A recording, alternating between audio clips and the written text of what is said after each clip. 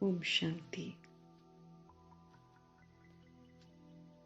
संगम युग की नई सुबह, नया जन्म,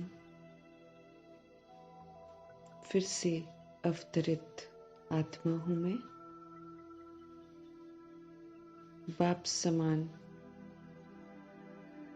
निराकारी स्थिति में रहना है और बाप समान निराकारी पाठ बजाना है, अर्थात सतोगुणी पाठ बजाना है।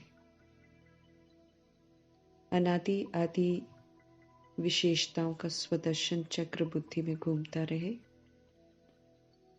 और हम सब सतोगुणी और सतयुगी पाठ बजाते रहें।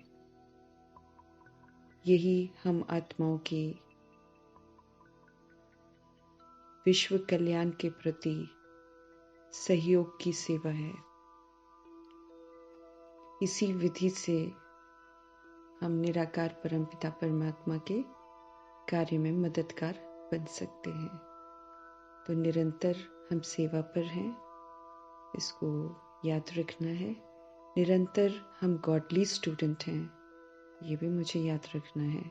निरंतर मैं गॉडली चाइल्ड हूँ और मैं गॉड को रिप्रेजेंट कर रही हूँ, इस बात का भी मुझे सारा दिन ध्यान रखना है।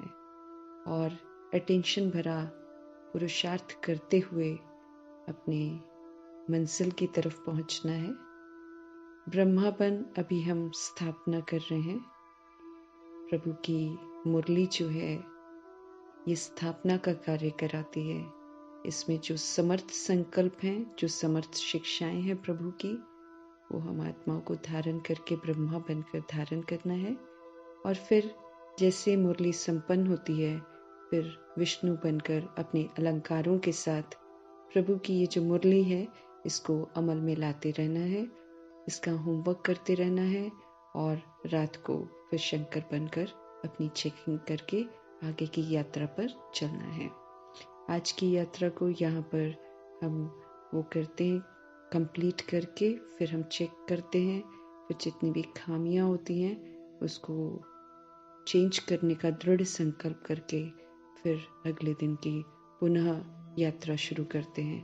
तो मीठे मीठे परमपिता परमात्मा के महावाक्य निराकार स्थिति में स्थित होकर समझेंगे, पढ़ेंगे, क्योंकि ये महावाक्य मुझ आत्मा के लिए है।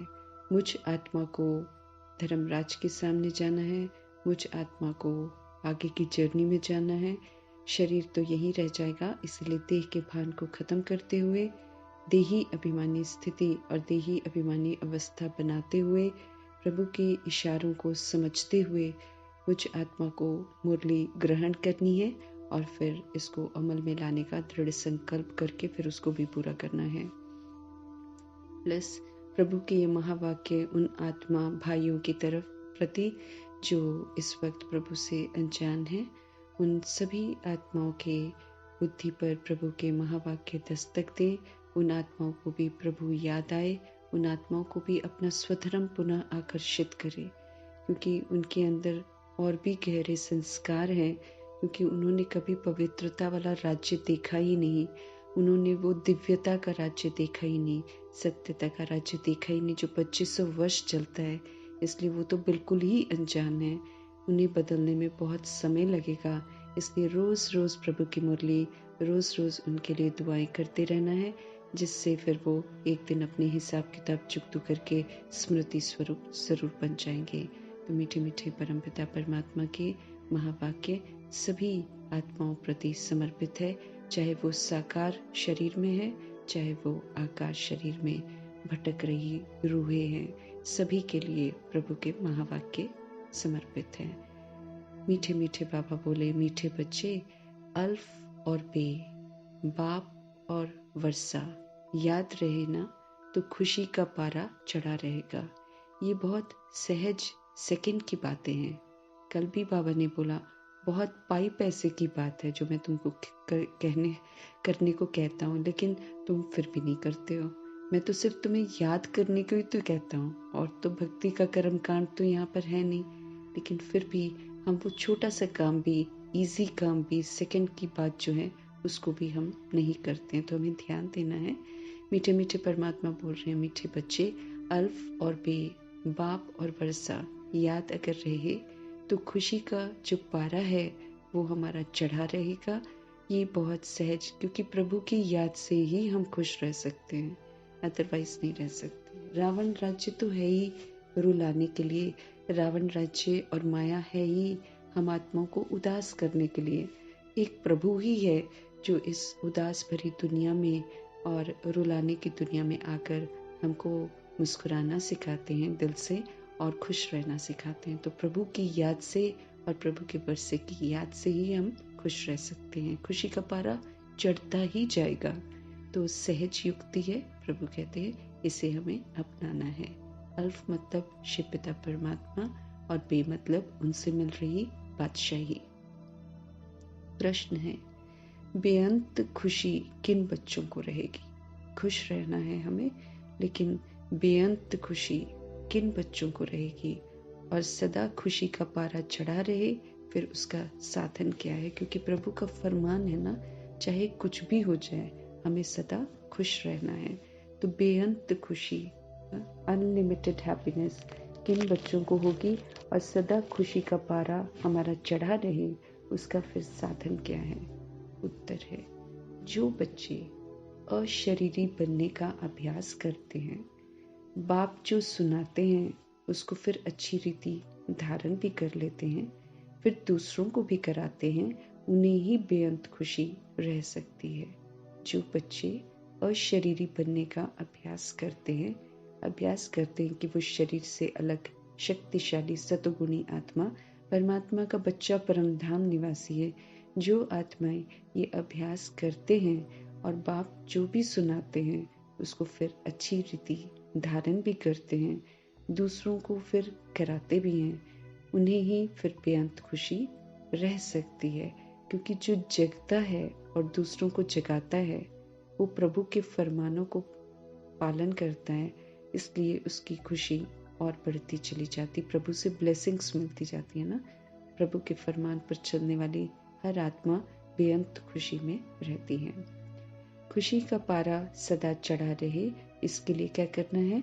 इसके लिए प्रभु कहते हैं अविनाशी ज्ञान रत्नों का दान करते रहो। जो प्रभु से मिला है उसको धारण करते जाना है और दूसरी आत्माओं से शेयर करते जाना है, बहुतों का कल्याण करना है। सदा ये हमें स्मृति रहे कि हम अभी सुख और शांति की चोटी पर जा रहे हैं, तो भी खुशी रहेगी, है ना। आत्माएं जो हैं, है ना, हर आत्मा को संदेश देना, प्रभु का जो भी समझ है वो उन आत्माओं को देनी। तो ना अपने आप आत्मा भाई को हम सुख नहीं देते थे ना पहले रावण राज्य में, तब तो हम सिर्फ अपने बारे में सोचते थे, स्वार्थी हो गए थे। लेकिन अभी प्रभु से जब हम शिक्षा लेते हैं तो हम स्वार्थी नहीं बनते हैं, लेकिन जो प्रभु से मिलता है वो हम दूसरी सोल को भी देते, तो अच्छा लगता है कि दूसरी आत्मा भी प्रभु से परिचित हो रही है। तो प्रभु समझ देते हैं कि सदा ये स्मृति हमें रहे कि हम अभी सुख और शांति की चोटी पर जा रहे हैं, तो खुशी रहेगी। अच्छा सोचेंगे तो खुश रहेंगे। तो अशरीरी बनने का अभ्यास करना है। प्रभु जो सुनाते हैं उसको अच्छी रीति धारण करके फिर दूसरों के साथ शेयर करना है, फिर उन्हें ही बाबा कहते बेअंत खुशी रह सकती है। खुशी का पारा सदा ही चढ़ा रहे, कभी भी कम ना हो, तो इसके लिए नॉलेज की भी बड़ी ज़रूरत है। तो अविनाशी ज्ञान रतन ग्रहण भी करने हैं और फिर दूसरी आत्माओं को देते भी रहना है। बहुतों का हम आत्माओं को कल्याण करना है। जितना हम दूसरी आत्माओं का कल्याण करेंगे, जितना दूसरी आत्माएं खुश होंगी, उतना फिर दुआओं का खाता जमा होता है, फिर वो दुआएं भी हमको खुश करती हैं। हमें सदा यही स्मृति में रखना है कि हम अभी सुख और शांति की चोटी पर जा रहे हैं, एक्सट्रीम, हाँ, क्योंकि घनेरे सुख हैं, सुख धाम में घनेरे सुख हैं। तो धीरे धीरे जैसे जैसे हम प्रभु के बनते जाते हैं, वो फिर हम घनेरे सुख की अनुभूति यहाँ पर ही करते हैं। तो इसलिए प्रभु विधि बता रहे हैं कि हम कैसे सदा खुश रह सकते हैं, क्योंकि खुश रहना प्रभु का फरमान है, और प्रसन्नता और खुशी और हर्षित मुक्ता ये हमारा दैवी गुण भी है। तो इसको धारण तो करना है। हर्षित रहेंगे तो हम हर्षित रहने वाली दुनिया में जा सकेंगे। यहीं पर बहुत काल के संस्कार बनाने हैं। रावण राज्य हमें खुश नहीं रहने देगा। ये शोक वाटिका है, लेकिन इसमें रहते हुए, प्रभु के संसार में रहते हुए हमें खुश रहना है और जो दुखी मनुष्य हैं उनको खुशियां बांटनी है। ये हम आत्माओं का कर्तव्य है। ओम शांति। बाप दादा का विचार है कि 1 सेकंड में बच्चों से लिखा कर लेवे कि किसकी याद में बैठे हो। बाप दादा का विचार चलता है कि 1 सेकंड में बच्चों से लिखा कर लेवे कि किसकी याद में बैठे हो। इस लिखने में कोई टाइम नहीं लगता है, 1 सेकंड की बात है। हर एक सेकंड में लिखकर बाबा को दिखा जाए तो सब ने लिखकर उस समय बाप दादा को दिखाया। फिर बाबा ने भी लिखा। बाबा ने जो लिखा सो कोई ने नहीं लिखा। बाबा ने जो लिखा सो कोई ने नहीं लिखा। बाबा ने लिखा अल्फ और बे कितना सहज है। अल्फ माना बाबा और बे माना बादशाही। तो बाबा पढ़ाते हैं और तुम राजाई प्राप्त करते हो। प्रभु पढ़ाते हैं और हम फिर उससे क्या करते हैं, उसको धारण करते हैं और फिर हम राजाई प्राप्त करते हैं। और जास्ती लिखने की तो जरूरत ही नहीं है। अल्फ और बे, प्रभु और उनसे मिल रही बादशाही। प्रभु कहते हैं ज्यादा तो लिखने की जरूरत ही नहीं है और जास्ती लिखने की दरकार नहीं। तुमने तो लिखने में 2 मिनट भी लगाया, 2 मिनट भी लगाया। अल्फ बे सेकंड की बात है। अल्फ और बे सेकंड की बात है। सन्यासी तो सिर्फ अल्फ को याद करेंगे। सन्यासी जो हैं वो सिर्फ अल्फ को याद करते हैं, परमात्मा को अच्छी तरह जानते नहीं है, लेकिन अल्फ को याद करते हैं। तुमको बादशाही भी याद है। हम आत्माओं को याद रहता है कि बादशाही भी मिलती है। याद की आदत पड़ जाती है, बुद्धि में बैठता है तो खुशी का पारा चढ़ा रहता है। बुद्धि में जब प्रभु की बातें बैठ जाती हैं, बुद्धि में जब बैठ जाता है अल्फ और बे यानी कि परमात्मा और बादशाही, तो फिर खुशी का पारा भी चढ़ा रहता है। अल्फ का अर्थ कितना बड़ा हाईएस्ट चोटी है, उससे ऊपर फिर और कोई चीज नहीं है। अल्फ के ऊपर कोई भी चीज नहीं है। रहने का स्थान भी ऊंचे ते ऊंचा है। सेकंड में मुक्ति, जीवन मुक्ति का अर्थ भी कोई नहीं जानते। सेकंड में मुक्ति है और सेकंड में जीवन मुक्ति। अगर समझ में आ जाए, अगर समझ में आ जाए तो सेकंड में मुक्ति, जीवन मुक्ति है। अब जैसे मातेश्वरी को तुरंत जैसे समझाया कि आप एक आत्मा हो और आप परमात्मा के बच्चे हो, बस उन्होंने उसी समय उसको स्वीकार कर लिया।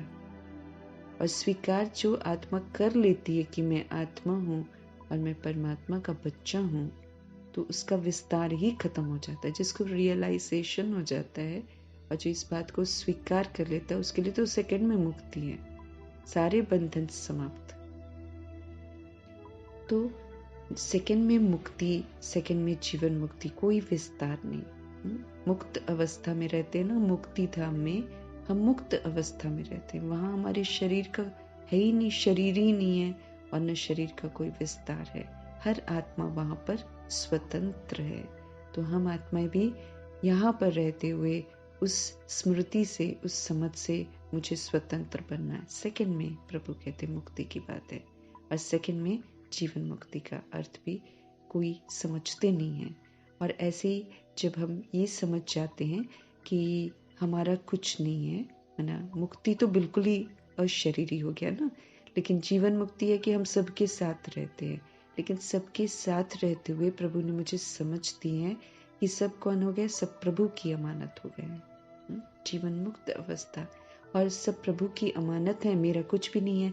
मैं आत्मा ट्रस्टी हूँ, मैं आत्मा सेवाधारी हूँ। तो मैं तो प्रभु के डायरेक्शन के प्रमाण प्रभु ने बोला है, फिर सबके साथ व्यवहार करना है। प्रभु की अमानत के साथ, प्रभु के डायरेक्शन के प्रमाण मुझे उनके साथ व्यवहार करना। तो जब हम प्रभु के डायरेक्शन के अनुसार चलते हैं तो फिर हम जीवन मुक्त हैं। फिर मेरा किसी के साथ भी कोई भी बंधन नहीं बनता। और जो आत्माओं के साथ मैं रहती हूँ ना, अगर मैं उन्हें वो जीवन मुक्ति वाला सुख दूंगी, प्रभु की शिक्षाओं का सुख दूंगी, तो वो भी मुझे कभी बंधन में नहीं बांधेंगे। आप नोट करके देखना। और जब हम उनको दुख देते हैं, जब हम देवभान में कर्म करते हैं ना, तब वो हमारे बंधन में बंधते हैं और हमको भी बंधनी आत्मा बनाते हैं ना। तो फिर हमारा क्लैशेस होता है, फिर हमारा कॉन्फ्लिक्ट होता है, दूसरों के साथ टकराव होता है। लेकिन मुक्ति, जीवन मुक्ति समझ की बात है, 1 सेकंड में ये हम प्राप्त कर सकते हैं। प्रभु कहते हैं, सेकंड में मुक्ति, जीवन मुक्ति का अर्थ भी कोई इस दुनिया में नहीं जानते हैं, उसका भी जरूर अर्थ होगा ना। अब बच्चा पैदा होता है तो लिखते हैं इतने घंटे, इतने मिनट, इतने सेकंड हुए, टिक टिक चलती रहती है। टिक हुई, अल्फ बे, बस सेकंड भी नहीं लगता। प्रभु कहते हैं अगर बुद्धि में बैठ जाए ना अल्फ और बे बादशाही, तो 1 सेकंड भी नहीं लगता। कहने की भी दरकार नहीं है, याद तो है ही ना। तुम बच्चों की इतनी अच्छी अवस्था होनी चाहिए, तुम बच्चों की इतनी अच्छी अवस्था होनी चाहिए, परंतु वो तब होगी ना जब हमको याद रहेगी।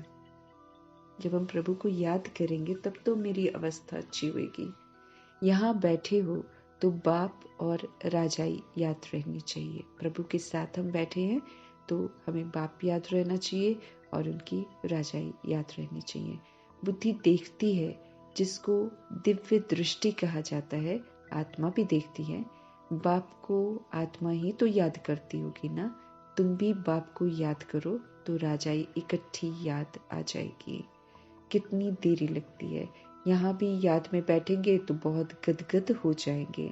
बाबा भी इस खुशी में बैठे। कौन से बाबा? ब्रह्मा जी। उन्होंने ही लिखा था अल्फ और बे, उन्होंने ही कहा था सबको कि चलो लिखते हैं कि है ना किसकी याद में बैठे हो।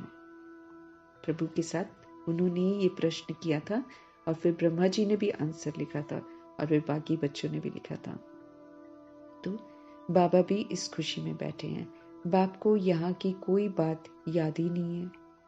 बाबा याद करते हैं वहां की बातें। बाबा और राजाई जैसे कि दर पर खड़े हैं, वो तो मरजीवा बन गए थे ना। उन्हें इस दुनिया की कोई भी बात याद नहीं थी, सब भूल गए। बच्चे कौन है और वाइफ कौन, युगल कौन है, एकदम सब भूल गए। मरजीवा पूरे, ब्रह्मा जी तो पूरे मरजीवा बन गए, एकदम वफादार प्रभु का बच्चा। तो बाबा भी इसी खुशी में बैठे हैं। बाप को यहाँ की कोई बात याद ही नहीं है। बाबा याद करते हैं वहाँ की बातें। बाबा और राजाई जैसे कि दर पर खड़े हैं, एकदम सामने उनको दिखाई देते हैं। बाप कहते हैं तुम बच्चों के लिए राजाई लेकर आया हूँ। शिव पिता परमात्मा हम आत्मा को कहते हैं कि मैं तुम लोगों के लिए राजाई का वर्षा लेकर आया हूँ। तुम सिर्फ याद नहीं करते इसलिए तुमको खुशी नहीं ठहरती है। तो हमको चेक करना है, हमारी खुशी सदा कायम रहनी चाहिए, लेकिन हमें खुशी नहीं रहती है सदा। क्यों? प्रभु वजह बताते हैं, क्योंकि तुम याद में नहीं रहते हो। एक प्रभु की याद ही हमारे चेहरे पर मुस्कुराहट ला सकती है। बस देहधारी को याद करो नहीं, मुस्कुराहट ही गायब हो जाती है। चिंता, फिक्र, कुछ न कुछ ना, प्रदर्शन पर चिंतन, ये सारी बातें घुस जाती है देहधारी को देखते ही, और खुशी गायब हो जाती है। इसलिए प्रभु समझ देते हैं कि तुम्हें तो खुश रहना चाहिए, कि तुम्हें राजाई मिल रही है, तुम्हें प्रभु मिल गए हैं, लेकिन तुम याद ही नहीं करते हो, इसलिए तुम्हारी खुशी भी ठहरती नहीं है। तुम उठते बैठते अपने को आत्मा समझो और मुझ बाप और वर्षे को अब याद करो। हकीकत में जीना सीखो। प्रभु कहते हैं उठते बैठते क्या समझना है? अपने को आत्मा समझना है।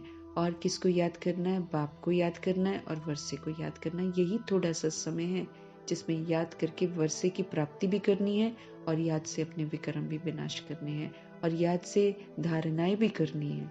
सारी दिव्य धारणा हम याद में रहकर ही कर सकते हैं। याद में रहते हैं तो हम कभी भी विस्मृत नहीं होंगे। याद को भूल जाते हैं तो हम विस्मृत हो जाते हैं और मना भूल ही जाते हैं कि हम आत्मा है ना। तो इसलिए प्रभु समझ देते हैं कि याद में रहो, इसके लिए उठते बैठते अपने को बार बार क्या समझो, मैं आत्मा हाँ, और मुझ बाप और वर्षे को याद करो। कितना ऊंचा स्थान है जहाँ तुम रहते हो। परम धाम के हम सब रहने वाले हैं। बार बार अपने आप को याद दिलाना है, मैं यहाँ की रहने वाली नहीं हूँ, मैं तो परम धाम निवासी हूँ। तो कितना ऊंचा स्थान है जहाँ तुम रहते हो। दुनिया थोड़ी जानती है। मनुष्य मुक्ति में जाने के लिए कितना माथा मारते हैं। उनको नहीं मालूम है कि मुक्ति क्या है, लेकिन मुक्ति में जाने के लिए बहुत माथा मारते हैं। अभी मुक्ति धाम है कहाँ, किसी को मालूम ही नहीं है। तुम समझते हो आत्मा तो रॉकेट है, वो लोग चांद तक जाते हैं, फिर है पोलार, पूरा खुला खुला खुला, कुछ नहीं है। पोलार मीन्स खुला हुआ एरिया, कुछ भी नहीं है ऊपर। तुम तो पोलार से भी बहुत ऊंच जाते हो। आकाश पोलार है, और आकाश पोलार के बाद उसके भी ऊंचा वो हमारा घर है। चंद्रमा तो इस दुनिया का है, प्रभु कहते हैं। सूर्य चंद्रमा जो है वो इस दुनिया के हैं। ये वाला आकाश हमको दिखता है वो इस दुनिया का है, और उससे भी ऊपर सूक्ष्म वतन, उससे भी ऊपर हमारा मूल वतन जहाँ से हम सब आए हैं। तो हम तो बहुत ऊंचे धाम के रहने वाले हैं, प्रभु कहते हैं। चंद्रमा तो इस दुनिया का है। कहा जाता है सूर्य चांद से परे, आवाज से परे इस शरीर को छोड़ देना है, वहां शरीर नहीं जाएगा। तो आवाज से परे मुझ आत्मा को जाना है, इस शरीर को छोड़ देना है। तुम आते हो स्वीट साइलेंस होम से, हम स्वीट साइलेंस होम से आते हैं। हम तो बड़ी सुंदर स्वीटनेस की अनुभूति करने वाली आत्माएं हैं, लेकिन क्या है कि हम भूल गए हैं, तो शोर शराबे में और देह के विस्तार में आ गए हैं। तो प्रभु कहते हैं तुम आते हो स्वीट साइलेंस होम से। आने जाने में टाइम नहीं लगता है, अपना घर है। यहाँ तो कहाँ भी जाओ ना तो टाइम लगता है, लेकिन आत्मा अगर शुद्ध बन जाए, प्योर बन जाए, तो बुद्धि से तो वो 1 सेकंड में ऊपर नीचे आ जा सकती है। और वैसे भी जब वो एंड में जाएगी तो सेकंड की बात है, उसको देर थोड़ी लगेगी। प्रभु सेकंड में ही तो उड़ जाएंगे। इसलिए तो हम आत्मा को बोलते हैं कि एवर रेडी हो जाओ, ताकि जब मैं इशारा दूं तो तुम मेरे साथ उड़ सको। तो हम भी सारे अपने हिसाब किताब सेटल कर चुके होंगे। यहाँ का कोई भी विस्तार जब मेरे साथ नहीं होगा, हम भी उड़ जाएंगे आराम से। लेकिन अगर हम कहीं फंसे पड़े हैं, हम निर्बंधन नहीं बने हैं, हम अशरीरी नहीं बने हैं, तो उड़ना मेरे लिए दिक्कत हो जाएगा। और फिर अगर मैंने किसी के साथ हिसाब किताब बना रखे हैं तो बस धर्मराजपुरी में वहीं पर हम अटक जाएंगे। तो हमें अटकना नहीं है, वो बड़ा खतरनाक है, क्योंकि वो फिर विनाश का सेक मुझे अनुभव करना पड़ेगा। तो प्रभु कहते हैं यहाँ तो कहाँ भी जाओ ना तो टाइम लगता है। आत्मा शरीर छोड़ती है तो सेकंड में कहाँ का कहाँ चली जाती है। जब आत्मा शरीर यहाँ पर छोड़ती है तो कहीं की कहीं चली जाती है। 13 दिन बस वो बंधी रहती है, क्योंकि 13 दिन उसके लिए वो सजा का दौर होता है, क्योंकि मनमानियां करते हैं ना हम लोग देह भान में। तो फिर देह छोड़कर फिर जो देह के भान में हम फंसे रहते, ये मेरा है, वो मेरा है, वो मेरा है, तो उस भान में जब हम फंसे रहते हैं ना, तो फिर हम आगे नहीं बढ़ पाते हैं। तो प्रभु हम आत्मा को समझ देते हैं कि अगर हम निर्बंधन हो जाते, माने जैसे 13 दिन पूरा हुआ, सजाएं पूरी होती हैं, फिर वो अपने कर्मा के अनुसार यहाँ से अमेरिका, लंदन, कहीं भी 1 सेकंड में पहुंच जाएगी। जहाँ भी उसको उसका पाठ होएगा, कर्म बंधन होएगा, वहां वो चली जाती है। तो आत्मा शरीर छोड़ती है तो सेकंड में कहाँ का कहाँ चली जाती है। एक शरीर छोड़कर दूसरे में जाकर प्रवेश करती है। तो अपने को आत्मा समझना है। कौन खेल खेल रहा है? सारे आत्मा खेल रही है। तो आत्मा को समझना है। तुम बहुत ऊंच चोटी पर जाते हो, अब हमें ऊंचे से ऊंचे परम धाम में जाना है और शरीरी बनना है। मनुष्य तो शांति चाहते हैं। शांति की हाईएस्ट चोटी है निराकारी दुनिया, और सुख की भी हाईएस्ट चोटी है स्वर्ग। अब प्रभु हाईएस्ट ते हाईएस्ट है, इसलिए हमें हाईएस्ट ते हाईएस्ट लेकर जा रहे हैं, और फिर हाईएस्ट ते हाईएस्ट मुक्ति का और जीवन मुक्ति का वर्षा देते हैं। तो शांति की हाईएस्ट चोटी है निराकारी दुनिया, जहाँ पर स्वीट साइलेंस है। आत्मा सारी स्वीट स्वीट बनकर अपने अपने साइलेंस के स्वधर्म में स्थित हो जाती हैं। यहाँ का सारा विस्तार सारा खत्म करके, हिसाब किताब चुकतू करके, चाहे वो होते हैं यादव, चाहे वो होते हैं कौरव, सब आत्माएं यहाँ का विस्तार, यहाँ की हिसाब किताब चुकतू करके, लड़ाई झगड़े जितने भी करके ना, युद्ध वगैरह करके बिल्कुल निर्बंधन शांत होकर फिर स्वीट साइलेंस होम में जाकर बैठते हैं।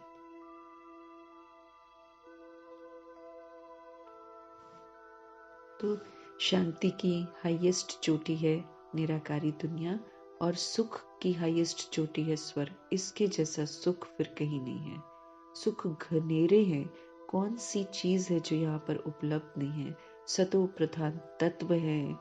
प्रकृति पूरी सतो प्रधान है, एकदम हर चीज बड़ी हाई क्वालिटी की, हाईएस्ट क्वालिटी की है, एकदम पवित्र, एकदम शुद्ध। सारे करोड़ों की जो आबादी है, जो सबके शरीर है, उसकी खाद बनती है सतयुग। इसलिए उस वहाँ की चीजें ही, और खाद कैसे बनती है? आत्मा अच्छी तरह भुगतती है उसमें, फिर रियलाइज करती है, फिर सच में दिल से वो पवित्र बन जाती है। उस विधि से वो शरीर फिर प्योर बनता है, इसलिए फिर वो खाद बनता है। सत्य की खाद के लिए शरीर भी तो फिर पवित्र बनना पड़ता है ना उसको। तो वो पवित्र, शुद्ध माना पवित्र तो नहीं, शुद्ध बनता है। उसकी अशुद्धि खत्म हो जाती है जब आत्मा उसमें रहते हुए सारा भुगतान कर लेती है। सारा भुगतान करने के बाद वो शरीर जो है, जब उसका अशुद्धिकरण खत्म हो जाता है, तब वो सतयुग के लिए खाद बनती है। इसलिए सतयुग में हर चीज बड़ी हाई क्वालिटी की होती है, उपज उसकी बहुत अच्छी होती है।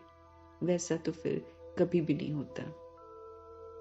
तो जैसे निराकारी दुनिया, परम धाम जो है वो शांति की हाईएस्ट चोटी है, वैसे ये जो सुख धाम है, ये जो स्वर्ग है, ये जो जन्नत है, ये जो परिस्तान है ना, ये सुख धाम है, ये अल्लाह का जो बगीचा है, ये हाईएस्ट चोटी है। फिर इससे ऊपर कुछ नहीं है। ऊंचे ते ऊंच को टावर कहा जाता है। तुम्हारा घर भी कितना ऊंचा है। अब मुझे बार बार याद रखना है, मैं ऊंचे धाम की रहने वाली हूँ। इसलिए ये जो नीचे की दुनिया है ना, इसको नहीं देखना है। इसको हम जितना देखते रहते उतना हम नीचे ही रहते हैं। हमारे में बैडपन रहता है, तुच्छता आ जाती है। तो अब असली जो मेरा घर है, उसकी पहचान मुझे मिल रही है। मुझे अपनी पहचान मिल रही है, मुझे अपने पिता की पहचान मिल रही है। इस पहचान के साथ अगर हम जिएंगे, तभी तो हम हाईएस्ट घर में फिर से जाने लायक बनेंगे। जब तक हम उधर बुद्धि का योग लगाएंगे नहीं, तब तक ये नीचे का रावण राज्य मेरे पर प्रभाव डालता रहेगा। इसलिए प्रभु बार बार हम आत्माओं को निराकारी सो आकारी फरिश्ता की ड्रिल करने को कहते हैं, क्योंकि जब हम ये ड्रिल करते हैं तो हमको ये स्मृतियां वापस आती हैं कि मेरा ओरिजिनल घर कौन सा है और मेरे पिता कौन है और फिर मैं कैसी थी। तो ऊंची फिर रॉयल्टी आएगी ना हमारे अंदर, ऊंची रॉयल्टी आएगी। फिर नीचे वाले काम थोड़ी हम करेंगे। इसलिए प्रभु हम आत्माओं का ध्यान खिंचवाते हैं कि अपने ओरिजिनल को याद करो। ओरिजिनल को याद करने से फिर हम वैसा बनते हैं, और जब हम फिर वैसा बनते हैं तो फिर तभी तो हम वहां जाते हैं, नहीं तो थोड़ी जाएंगे। नहीं तो फिर क्या होएगा, एंड में सजा खाएंगे और फिर मच्छर मिसल और बराती मिसल जाकर फिर हम परम धाम में स्थित होंगे, लेकिन पीछे का स्थान मिलेगा। तो हाईएस्ट चोटी है, अपने आप को स्वीकार करना है। मैं निराकार आत्मा हूँ, मैं निराकार परमपिता परमात्मा का बच्चा हूँ। मैं देहधारी का बच्चा नहीं हूँ, मैं आत्मा हूँ। शरीर को चलाने वाली मैं आत्मा, निराकार परमपिता परमात्मा की मैं संतान हूँ। मेरा घर निराकार धाम है। मैं तो यहाँ पर खेलने आई थी, खेल खेल में मैं तो भूल भुलैया के खेल में विस्मृत हो गई। विस्मृत होकर मैं तो नीचे गिर गई। अब फिर मुझे ऊपर उठना है।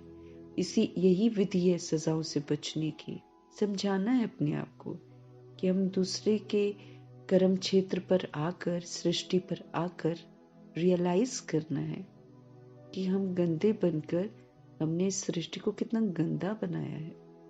अब उसकी मुझे सजा मिलनी है, क्योंकि खेल खेल में मैंने जो गंदा किया है उसकी मुझे सजा मिलेगी। ड्रामा मुझे सजा देगा, प्रकृति मुझे सजा देगी, लेकिन प्रभु मुझे समझ दे रहे हैं कि ये सजा बड़ी खौफनाक है, तुमने इससे बचना है तो तुम श्रीमत पर चलो। श्रीमत पर चलकर तुम शुद्ध सोचो, तुम शुभ सोचो, तुम सतोगुनी पाठ बजाओ, तुम सतयुगी पाठ बजाओ। ऐसे बजा के फिर तुम आत्माओं को सुख दो, तुम वायुमंडल को सुख के वाइब्रेशंस, क्योंकि जब हम अच्छा पाठ बजाएंगे तो वैसा वैसा वाइब्रेशंस भी तो फैलेगा। हम पवित्र रहेंगे तो पवित्रता की वाइब्रेशंस फैलेंगे। फिर हम प्रकृति की सेवा करेंगे तो प्रकृति शुद्ध हो जाएगी। फिर ड्रामा भी देखेगा कि हाँ, ये अपनी गलती को रियलाइज कर रही है और ये अपने आप को सुधार रही है, तो ड्रामा भी शांत होता चला जाएगा।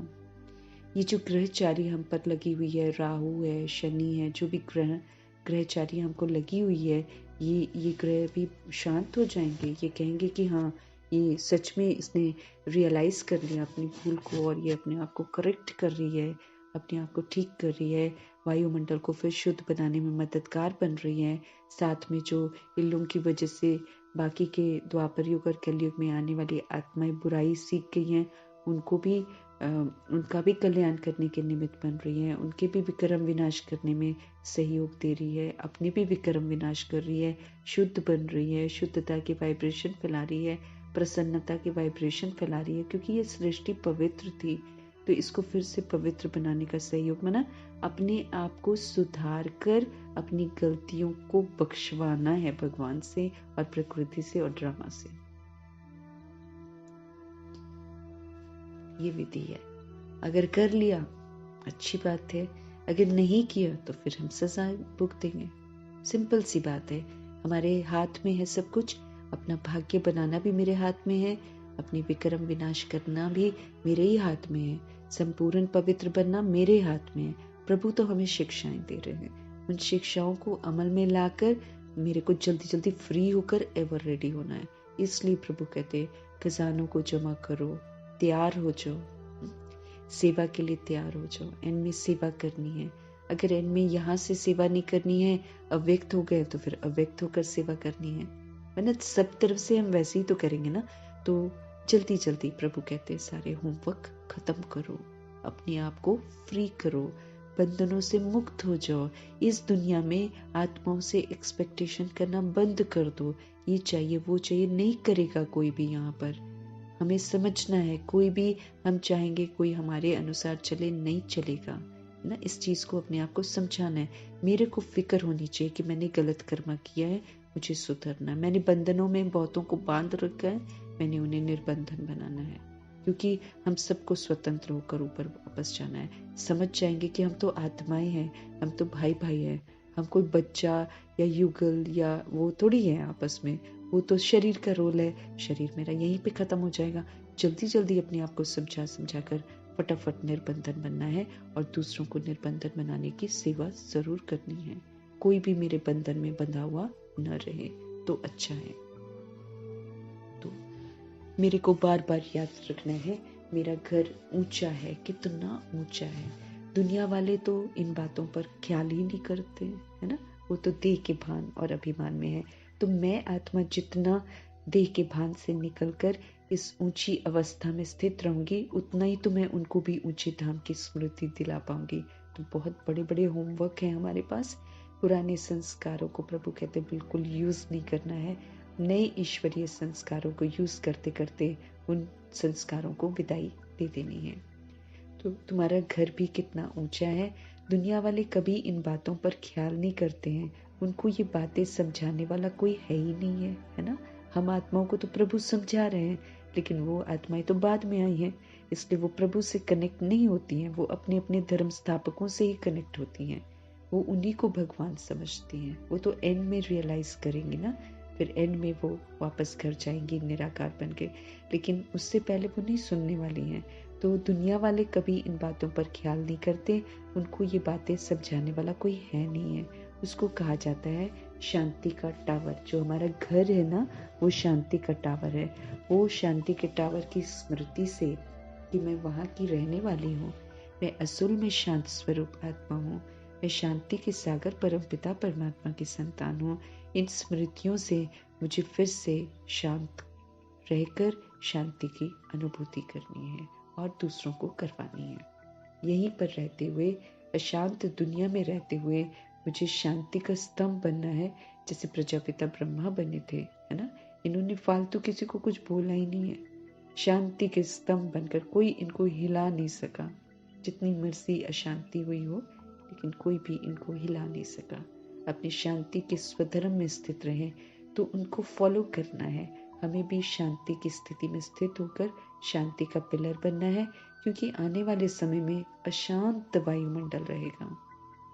तो प्रभु की शिक्षाओं पर चलकर जब मैं शांति का जो है ना कोटा पूरा अपना जमा कर लूंगी, तभी तो मैं शांत रहकर शांति का सहयोग दूंगी। नहीं तो मैं तो हलचल में आ जाऊंगी, क्यों क्या के प्रश्नों में ही उलझती चली जाऊंगी। तो फिर तो हमने जीवन ही बेकार कर दिया ना, हम तो प्रभु के फिर काम नहीं आए। इसीलिए ध्यान रखना है कि हमें शांति के स्वधर्म में स्थित होना है। उसको कहा जाता है शांति का टावर, निराकार धाम जो है। मनुष्य तो कहते रहते हैं कि विश्व में शांति हो, विश्व में शांति हो, परंतु इसका अर्थ कोई भी नहीं जानते कि शांति है कहाँ। ये लक्ष्मी नारायण सुख के टावर में है, वहाँ कोई लोभ लालच नहीं है। और शांति का टावर, फिर उसके बाद सुख का टावर, परम धाम शांति का टावर, और फिर इधर सुख धाम जो स्वर्ग है ना, ये सुख का टावर है। यहाँ सुख घनेरे हैं, दुख होता क्या है किसी को नहीं मालूम है, और पूरा 2500 वर्ष नहीं मालूम चलता कि दुख होता क्या है। तो सुख घनेरे हैं, इसलिए ये सुख का टावर है। 111 सुख घनेरे, एकदम घनेरे सुख, इसीलिए इसको टावर कहते हैं। वहाँ कोई भी किसी भी तरीके का लोभ लालच नहीं होता है। वहाँ का खान पान बोलना बड़ा ही रॉयल होता है, बड़ी रॉयल्टी से वो लोग बात करते हैं, है ना। बड़ी रॉयल्टी से, अदब से, देवताई सलीके से बात करते हैं। वो जो देवताई सलीका वहाँ पर होता है, वो मेरे को यहाँ पर प्रभु को फॉलो करके प्रभु जैसे बात करते हैं, वैसे मुझे यहाँ पर सीख कर अमल में लाकर बहुत काल के संस्कार बनाने हैं। इसलिए हमारा खान पान भी शुद्ध, तो हमारा बोलना भी बड़ा शुद्ध होना चाहिए। प्रभु हम आत्माओं को समझ देते हैं, यहाँ पर प्रैक्टिकल में रॉयल बनना है, फिर ये रॉयल्टी के संस्कार मुझे राजाई घराने में लेकर जाएंगे। बहुत ध्यान देना है। मम्मा पापा बहुत रॉयल थे बोलने में, कुछ भी बोल दिया ऐसा नहीं बोलते थे ना। खान पान बहुत रॉयल्टी थी, एकदम सिंपल, सादगी में आ गए थे। तो खान पान बोलना भविष्य में सुख घनेरे वाली दुनिया में बड़ा रॉयल है। वो जो रॉयल है, वो रॉयल्टी के संस्कार आत्माएं यहाँ संगम युग में धारण करती हैं। दादा लेखराज थे तो वो बड़े शाही थे, वो शाही खान पान सब कुछ चलता था उनका। लेकिन प्रभु के बने, ब्रह्मा बने, तो बिल्कुल खान पान में बिल्कुल साधारणता में आ गए, नेचुरल में आ गए, ओरिजिनल में आ गए। और फिर बड़े तहजीब से थोड़ा खाना, धीरे धीरे खाना। हम तो भूख लगती है तो कैसे, हम लोग तो रास्ते में भी पहले, मैं आई रिमेम्बर, मैं तो रास्ते में भी, मैंने जैसे स्कूल जा रहे हैं, बस आ गई है एकदम, सुबह सुबह 7:30 पे बस आ जाती थी और दूर स्कूल था, तो रास्ते में खा रहे होते थे। अब हम वो तहजीब नहीं थी ना, तो अभी तो हम तहजीब प्रभु सिखाते, कैसे बैठकर याद में खाना है, प्रभु की याद में खाना है, धीरे धीरे खाना है। पहले तो हम टूट ही पड़ते थे, जब भूख लगी होती थी तो हम लोग टूट पड़ते थे खाने पर ना। हमें कौन सिखाता था कि प्रभु को याद करो और उनकी याद में खाना खाओ, नहीं मालूम था। अभी हम प्रभु से सीखते हैं, अभी भी कॉन्स्टेंटली हम पूरा याद में नहीं रह पाते हैं। अभी हमको समझ मिलती है कि कैसे आत्मा भाई भाई समझना है, कैसे हम खाने से पहले हमें उन आत्माओं को भी फूड समर्पित करना है जो भूखे बैठे हैं। बहुत सारी आत्माएं हैं इस दुनिया में जो भूखी हैं, हड्डी के ढांचे बने हुए हैं, वो लोग खाना नसीब नहीं होता उन्हें। कई हैं जो होटलों के बाहर खाना गिरा होता है, लोग फेंक देते हैं झूठे झूठे में, उनको खाते हैं। तो हमें जब हमारे आत्मा भाई है वो लोग, तो जब भी हम खाना खाते हैं तो हमेशा हम पूर्वज हैं, पूरे तने में जो आत्मा भूखी बैठी है उसको भी खाना ये वाला प्रभु का नसीब हो। क्योंकि हमें प्रसाद बनाकर खाना है ना, हम प्रभु को अर्पण करते हैं तो वो प्रसाद बनता है, उसे प्रसाद माफिक खाना। प्रसाद तो थोड़ा ही खाते हैं ना, ज्यादा नहीं खाते। तो प्रसाद माफिक खाना खाना है और उस प्रसाद को खाने से पहले उन आत्माओं को भी अर्पण करना है। मिलता है, प्रभु उनकी भूख मिटा देते हैं, बशर्ते मैं आत्मा प्रभु की याद में रहकर उन सभी आत्माओं को वो फूड अर्पण करूं जो प्रसाद के रूप में मुझे मिला है, और मैं दुआएं करूं कि इस प्रसाद से उनकी भूख भी है ना मिट जाए, उनकी प्यास मिट जाए, है ना। ऐसे करके ऑफर करना है, प्रभु उनकी भूख को मिटा देते हैं, उन्हें ऐसा लगेगा जैसे वो भरपूर हो गए।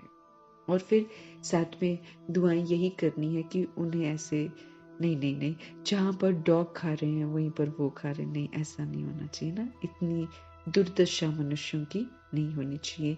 तो सब आत्मा भाई हैं, तो जैसे प्रभु को हर आत्मा पर रहम आता है, ऐसे हम आत्माओं को भी रहम आना चाहिए। तो हमारी बड़ी जिम्मेवारी है, हम जब खाना भी खाते हैं तो हम प्रभु की याद में रहें, प्लस हम वो भोजन जो है, एक एक गराई जो हम खाते हैं, वो एक एक गराई का जो है ना जो भरपूरता है, वो उन आत्माओं को अनुभव हो जो भूखी बैठी हैं, जिन्हें खाना नसीब नहीं होता है। बहुत सारी सोल्स हैं, बहुत सारी सोल्स हैं जो भूखी बैठी हैं। तो इसलिए बड़ी जिम्मेवारी में ना हर सलीका हम प्रभु से सीखते हैं। अभी ये नहीं कि अपने बारे सोचते हैं, हम ही खा ले, हम ही पी ले नहीं, अब नहीं करना वैसा जैसे हम पहले करते थे। तो खान पान बोलना सब कुछ प्रभु से सीखना है, और बड़ा ही रॉयल। इसीलिए तो प्रभु बोलते हैं सिर्फ समर्थ बोलो, सिर्फ समर्थ, सिर्फ शुद्ध, सिर्फ शुभ, सिर्फ सकारात्मक बोलो, बस सबके लिए बोलो, यही बोलो और ऐसे ही सोचो बस। तो फिर इससे क्या हो जाएगा, हमारे जो बोल है ना वो कम हो जाएंगे। जैसे हम पहले तो बहुत कुछ बोलते ना, आलतू फालतू हम बहुत बोलते थे, देह भान में, देह अभिमान में अपशब्द भी यूज करते थे। वो अपशब्द अब नहीं हो, इसके लिए ही तो प्रभु बोलते हैं कि मुरली में प्रभु हमें शुद्ध, शुभ, सकारात्मक, समर्थ, कल्याणकारी बोलने सिखाते हैं, और बोलते बस सिर्फ इतना ही बोलो, इससे ज्यादा नहीं। तो क्या आएगा, फिर आएगी हमारे अंदर रॉयल्टी। इसीलिए मम्मा पापा बहुत कम बोलते थे। बच्चे तो बिगड़े हुए भी बीच में थे, बच्चे तो छोड़कर भी चले जाते थे, लेकिन वो कभी भी रिएक्ट थोड़ी करते थे। ये थोड़ी कि हमने इतनी पालना करी, ये वो, नहीं, कुछ नहीं। छोटे बच्चों, छोटे शरीर में आत्माओं ने भी इंसल्ट किया है ब्रह्मा जी को, बहुत कुछ बाहर के लोगों ने भी सुनाया है, लेकिन वो रॉयल रहे ना, हमेशा रॉयल रहे, कुछ नहीं फालतू बोला, दुआएं दी। तो प्रभु कहते जैसी वो दुनिया है सुखधाम, फिर वैसा मुझे यहाँ भी तो बनना पड़ेगा ना, यहीं पर तो संस्कार बनाकर लेकर जाने हैं। संस्कार ही नहीं बनेंगे तो कैसे जाएंगे। तो इसलिए अपना खान पान, अपना बोलना बड़ा रॉयल होता है, और फिर सुख भी वहां पर हाईएस्ट मिलता है। ऐसे उनमें तहजीब थोड़ी आती, भगवान आकर सिखाते हैं। शुरू में जब हम आते हैं तो तहजीब वाले, जब पहली बार आए होंगे इस सृष्टि रूपी ड्रामा में, तब हम तहजीब वाले थे, लेकिन एक बार पाठ बजा के जो पूरा चक्कर लगाया, उसमें जो हम रिकॉर्डिंग कर बैठे द्वापर युग और कलयुग में, वो गंदी वाली रिकॉर्डिंग हो गई। अब वो गंदी वाली रिकॉर्डिंग पर प्रभु कहते हैं अच्छी वाली रिकॉर्डिंग करो। अच्छी रिकॉर्डिंग करो मतलब जैसे प्रभु बोलते वैसे बोलो, जैसे प्रभु सोचते वैसे सोचो, जैसे प्रभु कर्म करते वैसे कर्म करो। तो फिर मेरे ऊपर अच्छी वाली रिकॉर्डिंग होगी। अच्छी रिकॉर्डिंग होगी तो अच्छे संस्कार बनेंगे, अच्छे संस्कार बनेंगे तो मैं साथ लेकर जाऊंगी।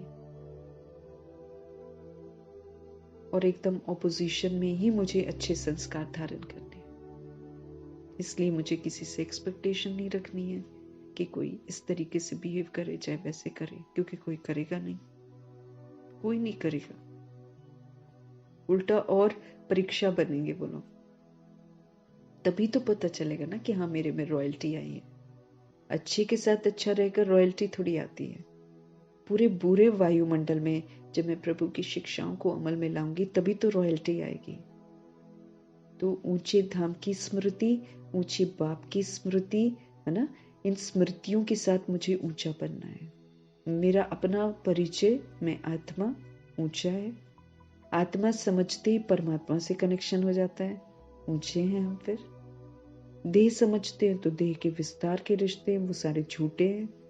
और देहधारियों में सारी कमी कमजोरियां हैं, फिर सारी कमी कमजोरियों में ही हम पाठ बजाते हैं। इसी को भूल कर अब बार बार अपने आप को स्मृति, प्रभु कहते दिलाओ, मैं आत्मा परमधाम निवासी, मैं आत्मा परमात्मा का बच्चा हूं। तो हमारी तो तहजीब ही बिल्कुल डिफरेंट हो जाएगी।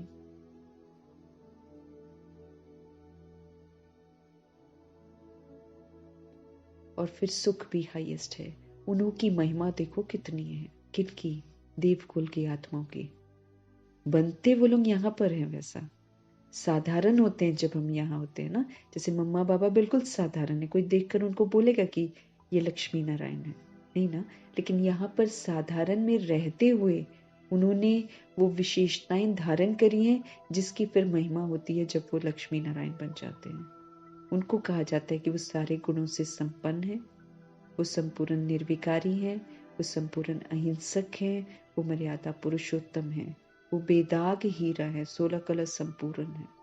बेदाग हीरा मतलब पूरा परफेक्ट, एक भी खामी नहीं, एक भी खामी नहीं। दोनों की महिमा देखो कितनी है, लक्ष्मी नारायण की, देवकुल की आत्माओं की। क्यों?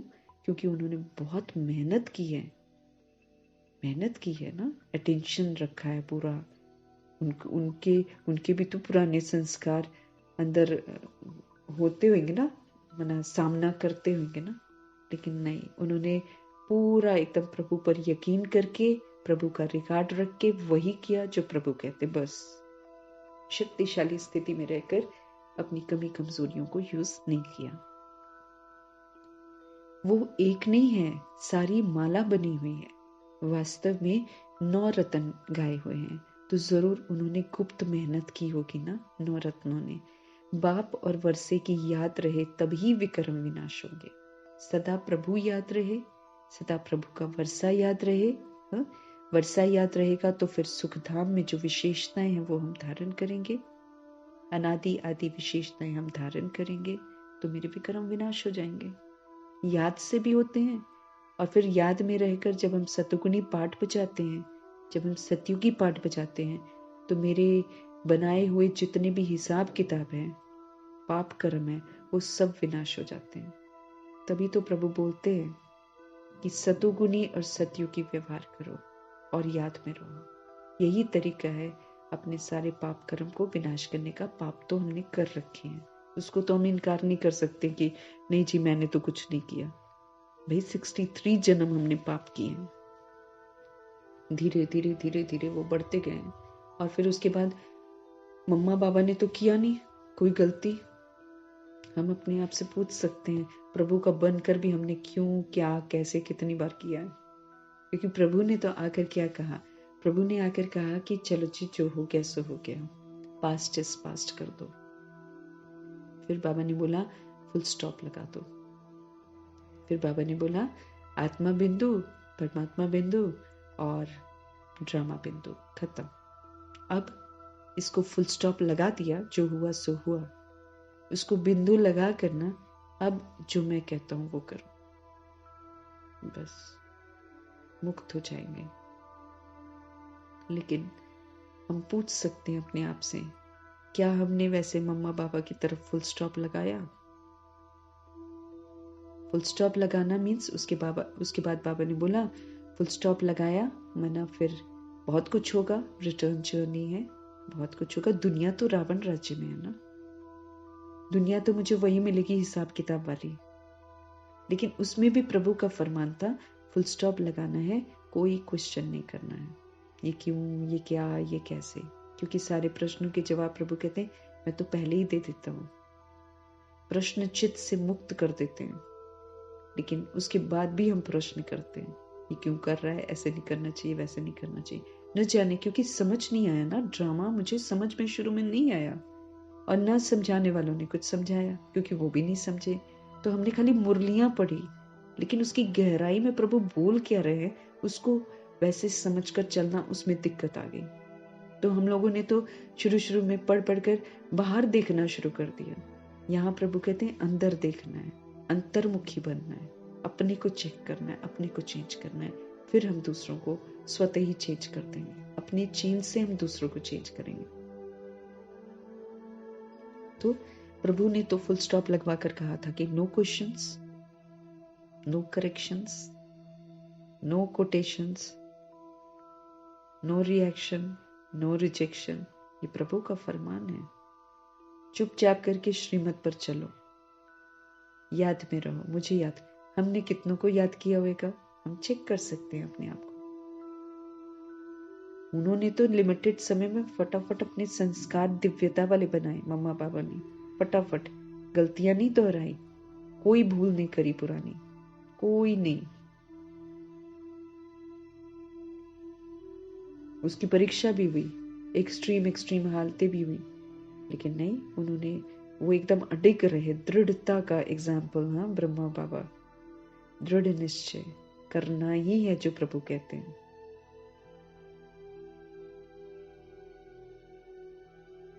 तो कितनी देर लगाई, कितनी मेहनत करवाई प्रभु से हमने। आत्मा का पाठ पक्का नहीं किया, कितनी। उन्होंने तो शुरू से आत्मा आत्मा आत्मा आत्मा, फिर आत्मा आत्मा करके आत्मा के स्वधर्म को ही यूज किया। हमने यूज किया आत्मा के स्वधर्म को निरंतर। आत्मा का स्वधर्म क्या कहता है? सदा पवित्र। पवित्रता में कितना शुद्धिकरण है। पवित्रता मीन्स देह का भान खत्म, देह ही नहीं, देह का भान, दैहिक दृष्टि, दैहिक वृत्ति, दैहिक कृति बिल्कुल समाप्त। दैट इज पवित्रता। हमने कितनों की देह को देखा, हमने अपनी देह को भी देखा, हमने पर चिंतन किया, पर दर्शन किया, पर मत ली, पर दोष लगाया, कितनी गलतियां करी हैं। ये प्रभु का फरमान थोड़ी था कि तुम बैठकर दूसरों का करेक्शन करो, तुम दूसरों को देखो। प्रभु ने तो मेरे को मेरी गलतियां बताई हैं, मुझे अपना करेक्शन करना है। मम्मा पापा ने अपना किया, दूसरों को नहीं देखा उन्होंने। हालांकि वो लोग रिस्पॉन्सिबल थे, पालना के रिस्पॉन्सिबल थे, तब भी किसी को नहीं देखती थी मातेश्वरी। कोई जो कचहरी बिठाते उसमें भले पूछती थी कि भाई याद में नहीं थे तो कहाँ थे, वहीं पर समझाती थी जो समझाना है बस।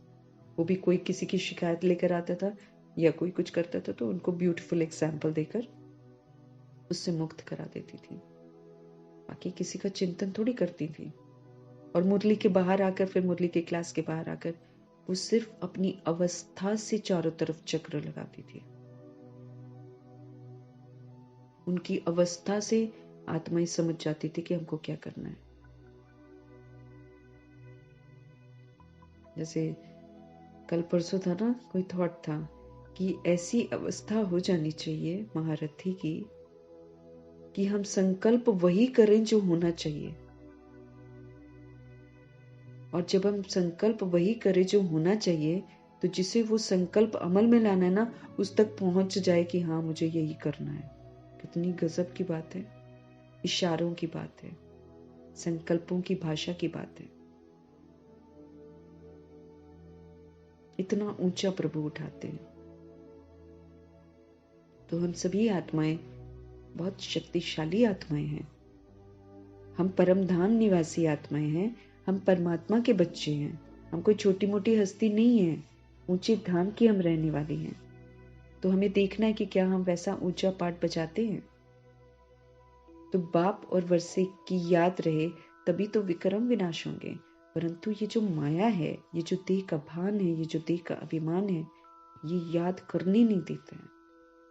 जैसे कल रात को बाबा ने कैसे बोला, अपनी देह को देखना भी प्रदर्शन है। तो ये जो देह भान है, ये जो देह अभिमान है, यही तो माया है। ये फिर याद करने नहीं देती। कभी काम तो कभी क्रोध, बहुत तूफानों में ले जाती है, तूफान ही ले आती है। तो अपनी नब्ज देखनी है, अपने आप को खुद ही चेक करना है। नारद को भी कहा था ना, शक्ल देखो, है ना। ख्वाब तो देखते हैं कि लक्ष्मी नारायण को हम वरेंगे, लक्ष्मी नारायण के घराने में जाएंगे। तो प्रभु कहते अभी के जो बच्चे हैं उन्हीं में तो नारद है ना। ख्वाब ऊंचे हैं लेकिन धारणाएं नहीं है। तो फिर वही दृष्टांत बना हुआ है कि नारद को भी कहा था कि शक्ल देखो, लक्ष्मी को वरने लायक बने हो, है ना। तो वो ये चीजें जो है ये समझ मिलती हैं कि नारद जो है प्रभु के बच्चे हैं अभी, जो प्रभु की शिक्षाओं को सुन रहे हैं और जिनको अमल में लाने का फरमान है ना, वही तो है। नारद को भी कहा कि शक्ल देखो, तो वो अवस्था अभी है नहीं लेकिन बनानी है। प्रभु कहते वो अवस्था बनानी है। बाबा एम ऑब्जेक्ट जरूर बताएंगे ना, अंदर में पुरुषार्थ करते रहो। प्रभु तो जनरल में बता रहे हैं, हम आत्माओं को अपने आप को चेक करते जाना है। हर आत्मा अपने आप को समझ जाएगी कि हाँ मैं यहाँ पर गलत हूँ, मैं यहाँ पर गलत हूँ, है ना। प्रभु ऐसे पर्टिकुलरली किसी को नहीं बोलते कि आप गलत हो, आप गलत हो। अब इतने करोड़ों बच्चों को पढ़ाते तो थोड़ी बोलते रहेंगे आप गलत हो, आप गलत हो। वैसे भी प्रभु कहते हैं अगर मैं ऐसा बोल दूं ना कि आप यहाँ पर गलती कर रहे हो और वो फिर तब भी न करे, जैसे कि बच्चे करते हैं, सुनते थोड़ी हैं। तो प्रभु कहते हैं अगर मैं इंडिविजुअली किसी को बोल दूं ना कि हाँ आप ये काम नहीं करते हो और फिर वो फिर भी न करे, तो उस पर बहुत ज्यादा पाप पड़ जाएगा, ऑलमाइटी अथॉरिटी की अवज्ञा करने का। इसलिए प्रभु जो भी समझाने देते हैं मुरली के द्वारा जनरल में देते हैं। हर आत्मा को अपने अपने लिए समझ लेना है कि कहाँ कहाँ मैं गलत हूँ और वहां वहां अपने आप को करेक्ट कर लेना है। तो प्रभु कहते हैं नारद को भी कहा कि शक्ल देखो, तो वो अवस्था अभी है नहीं लेकिन बनानी है। बाबा एम ऑब्जेक्ट तो जरूर बताएंगे ना, अंदर में पुरुषार्थ करते रहो, आगे चलकर वो अवस्था तुम्हारी होगी। और शरीरी रहने की बार बार प्रैक्टिस करनी है। मैं आत्मा इस शरीर से बिल्कुल अलग परम धाम निवासी परमात्मा का बच्चा हूँ। ये शरीर मेरा इंस्ट्रूमेंट है जो कर्म करने के लिए मिला है, ये मेरा साथी नहीं है। इसको मुझे छोड़ना है और अशरीरी बनकर वापस जाना है। अशरीरी बनना मतलब सतोगुणी अवस्था बना लेना, निर्बंधन बन जाना, निर्वैर बन जाना। मेरा किसी से कोई भी वैर नहीं है, वो वाली स्थिति में पहुंचना है। तो अशरीरी रहने की प्रैक्टिस करनी, सिर्फ ये नहीं कि मैं अशरीरी आत्मा हूँ, मैं अशरीरी आत्मा हूँ, नहीं। अशरीरी की फिर विशेषता क्या वो देखनी है, फिर परम धाम में अपने आप को देखना है कैसी हूँ मैं वहां पर, बिल्कुल निर्बंधन। मेरा कोई है दैहिक रिश्ता? आत्मा का कोई दैहिक रिश्ता नहीं होता है। आत्मा का दैहिक रिश्ता तब होता है जब वो देह में आती है, तब बनते हैं उसके दैहिक रिश्ते। लेकिन जब आत्मा देह से अलग हो जाती है तो उसका देहधारियों से कोई रिश्ता थोड़ी होता है। तो दैहिक कोई रिश्ता नहीं है। ऐसे प्रैक्टिस करनी है कि मैं अशरीरी आत्मा हूँ, अशरीरी रहने की प्रैक्टिस करनी है।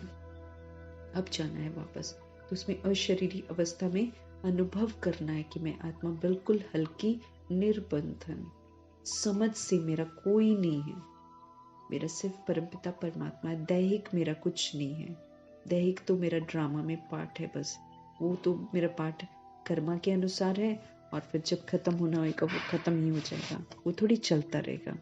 इन बातों को अच्छी तरीके से समझकर अशरीरीपन का अभ्यास करना है।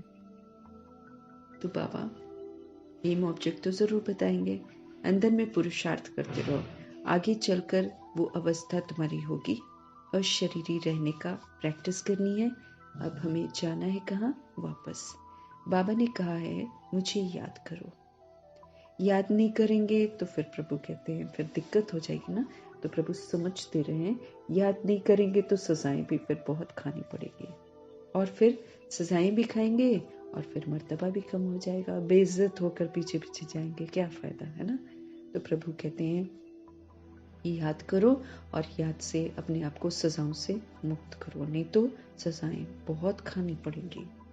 धर्मराजपुरी बड़ा खतरनाक है ना। चीजें जब देखो, अभी आज अगर पानी नहीं आता है तो हमें कितनी दिक्कत परेशानी हो जाती है हा? 2 दिन पानी ना आए तो कितनी दिक्कत परेशानी हो जाएगी, और जब पानी बंद हो जाएगा और सारा का सारा पानी गंदा हो जाएगा, न उससे पी पाएंगे, न उससे कुछ धो पाएंगे, न कुछ कर पाएंगे, क्या करेंगे फिर। अभी ही पानी में जब मिलावट हो जाती है, हम तो यहाँ दिल्ली में अनुभव कर सकते हैं क्या हाल होता है।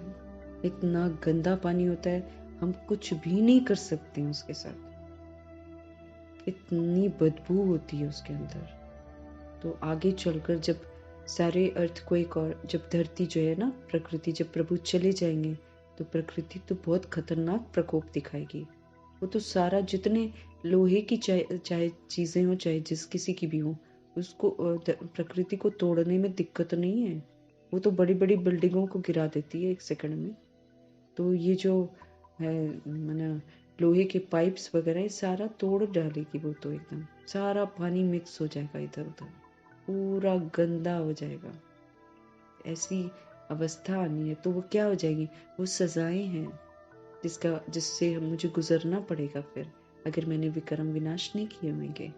और अगर विक्रम विनाश कर लिए होंगे, सारा होमवर्क कर लिया होगा, तो प्रभु जी मधुबन में ले जाकर बिठा देंगे, नहीं तो फिर कहीं और सेफ जगह पर रख लेंगे। ये प्रभु की जादूगरी है। मुझे प्रभु के साथ ऑनेस्ट रहना है। मुझे प्रभु जो मुझे बार बार कह रहे हैं, उनसे बार बार मुझे नहीं कहलवाना है। अपने आप को ठीक करना है, फटाफट अपने होमवर्क खत्म करके प्रभु की श्रीमत पर चलना है और अपने आप को बचाना है। तो प्रभु स्पष्ट कर रहे हैं कि भाई याद नहीं करोगे तो सजाएं भी बहुत खानी पड़ेगी, क्योंकि विक्रम विनाश नहीं हुए होंगे ना, तो विक्रम विनाश जो नहीं हुए ना, उसकी सजा खानी पड़ेगी। प्रभु थोड़ी सजा देंगे, प्रभु तो सजाओं से बचाने के लिए आए हुए हैं। उनकी श्रीमत पर चलकर हम बच सकते हैं। अगर मैं समय रहते बचाऊंगी नहीं तो फिर हवाले हो जाऊंगी ना धर्मराजपुरी के। तो ये है बहुत सूक्ष्म बातें। वो लोग तो साइंस में कितना डीप जाते हैं, क्या क्या बनाते रहते हैं।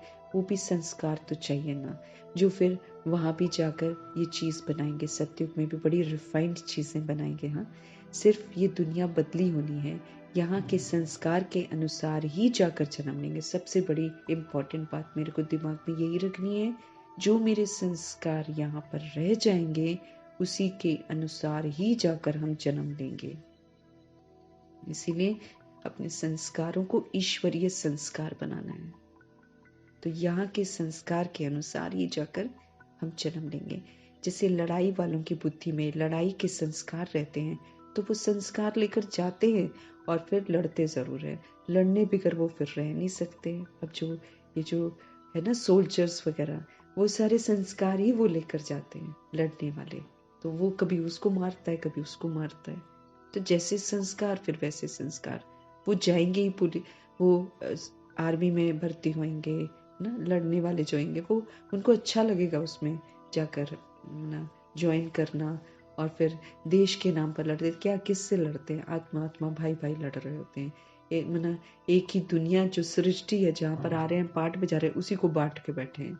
ये इंडिया है तो वो पाकिस्तान है, तो वो ये है तो वो है। ऐसे ही यहाँ की सृष्टि को बांट बांट के दे अभिमान में फिर लड़ते मरते रहते हैं। तो वो संस्कार हैं जो लेकर जाते हैं। वो फिर लड़ने बिगर रह ही नहीं सकते हैं।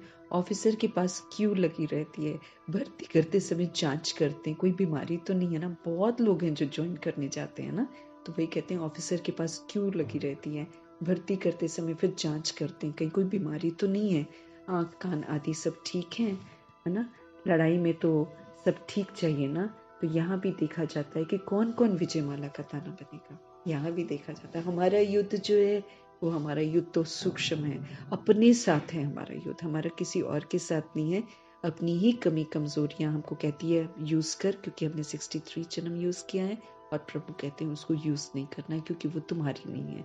तुम्हारे 7 गुण हैं, तुम्हारे सत्य की विशेषताएं हैं, उनको यूज करना है। बस यही युद्ध हमारा अपने आप से चलता है। तो यहाँ भी देखा जाता है कि कौन कौन विजयमाला का दाना बनेंगे। तुम्हें पुरुषार्थ करके कर्मातीत अवस्था को पाना है। किसी के साथ मेरा कोई कार्मिक बॉन्डेज ना हो जाए, ये मेरे को ध्यान रखना है। पुरुषार्थ करके मुझे अपनी अवस्था को कर्मातीत बनाना है। आत्मा अशरीरी आई है और अशरीरी बनकर जाना है। साफ फरमान है प्रभु का कि आप अशरीरी ऊपर से आए थे और अभी आपको अशरीरी बनकर अशरीरी बनकर ऊपर जाना है। दिस इज इम्पोर्टेंट है ना। अशरीरी बनकर मीन्स बिल्कुल निर्बंधन, निर्वैर, सतोगुणी बनकर ऊपर जाना है। बंधन मुक्त एकदम, किसी भी तरीके का कोई बंधन नहीं, बिल्कुल स्वतंत्र अवस्था। वहां शरीर का कोई संबंध है ही नहीं है, ऊपर शरीर है ही नहीं है ना। तो मुझ अशरीरी आत्मा का कोई भी दैहिक संबंध है ही नहीं। इस बात को अच्छी तरह से समझना है।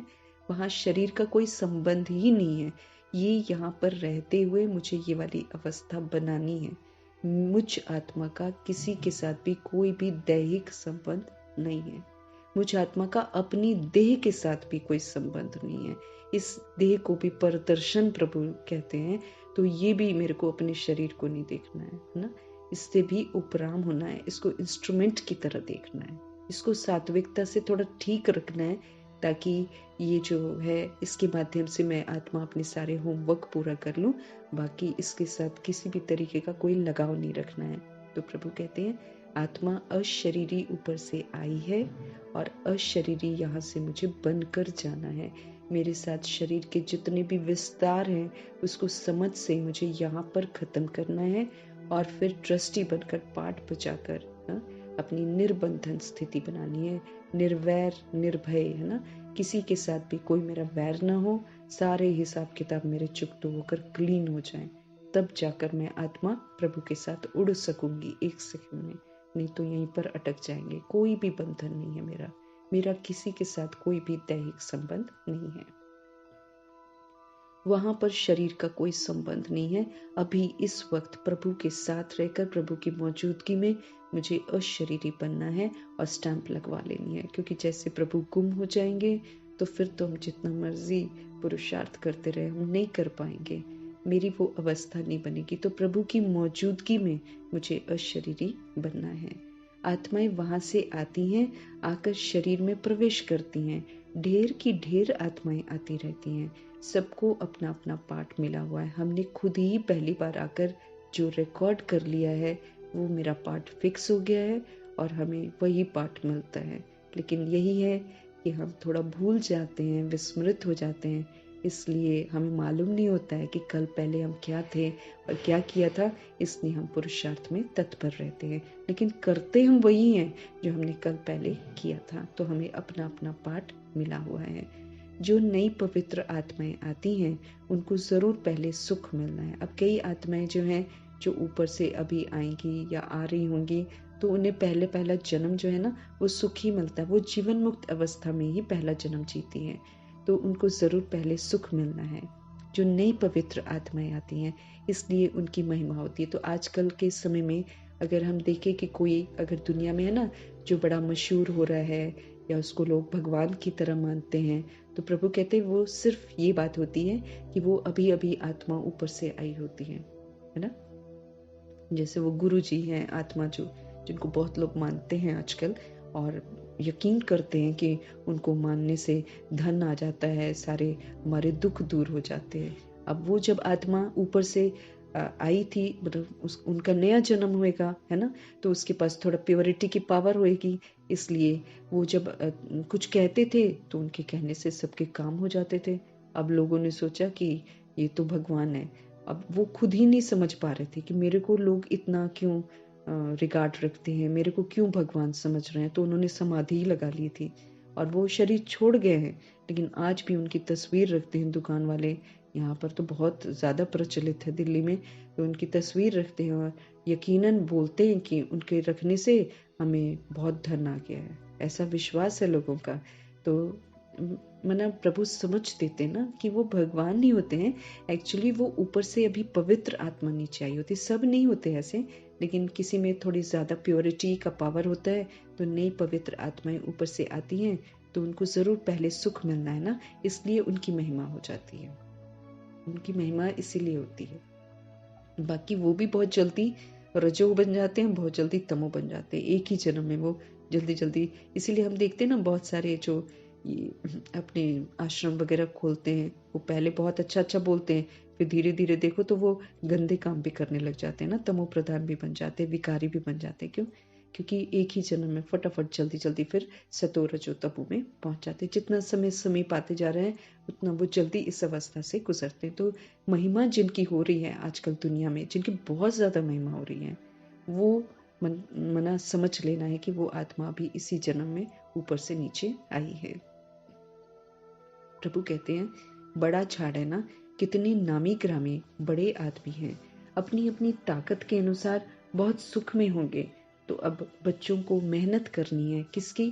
कर्मातीत अवस्था में पवित्र होकर मुझे जाना है। ये मुझे याद रखना है। मम्मा ने भी बोला था, हम असूल में कर्मातीत थे, हम असूल में कर्मातीत आत्मा थे। अभी समझ मिली है कि हम कर्म बंधन में आ गए हैं, देभान में। अभी मुझे फिर से अपनी अवस्था को कर्मातीत बनाना है, और उसको बनाने की बस एक ही विधि है, प्रभु की याद में रहकर सतोगुणी और सतयुगी पाठ बजाना है, अनादि आदि विशेषताओं को यूज करना है। जब हम प्रभु की याद में रहकर सतुगुणी और सतयुगी पाठ बजाएंगे तो मेरे जिसके साथ भी कर्म बंधन बने होंगे वो सारे चुक्त होते जाएंगे, क्योंकि हम उन्हें फिर वो सतयुगी और सतुगुणी सुख दे देंगे ना, वो आत्माएं संतुष्ट हो जाएंगी। फिर आत्माओं का जो बंधन मेरा दुख का बना हुआ है वो सारा अपने आप चुक्त हो जाएगा। तो मेरे को यहीं पे रहते हुए शरीरी बनना है, मेरे को यहीं पर रहते हुए अपनी अवस्था को कर्मातीत बनाना है। तो याद रखना है मुझे कि कर्मातीत अवस्था में पवित्र होकर फिर मुझे वापस घर जाना है। मेरे को फिक्र होना है चाहिए कि मेरे पास इतना सारा होमवर्क है करने को। अपनी चाल को मुझे देखना है, किसको हम दुख तो नहीं देते, कौन सा दुख, इसमें मुझे हमेशा ध्यान में रखना है कि जिस्मानी सुख नहीं देना है किसी को भी। कई लोग ऐसे हैं, मैंने कुछ सोल्स बोलती हैं कि हम ऐसा करते हैं वैसा करते हैं तो फिर हमारे घर वाले दुखी होते हैं, तो कहीं ये पाप तो नहीं है। नहीं, हमें ये ध्यान में रखना है कि हर आत्मा तभी सुखी होगी जब हम उसे आत्मिक सुख देंगे। हम जिस्मानी सुख देंगे तो वो कभी सुखी थोड़ी होगी, वो थोड़ी देर की तृप्ति होती है, अल्पकाल की, फिर थोड़ी देर बाद फिर से वैसे के वैसे बन जाते हैं।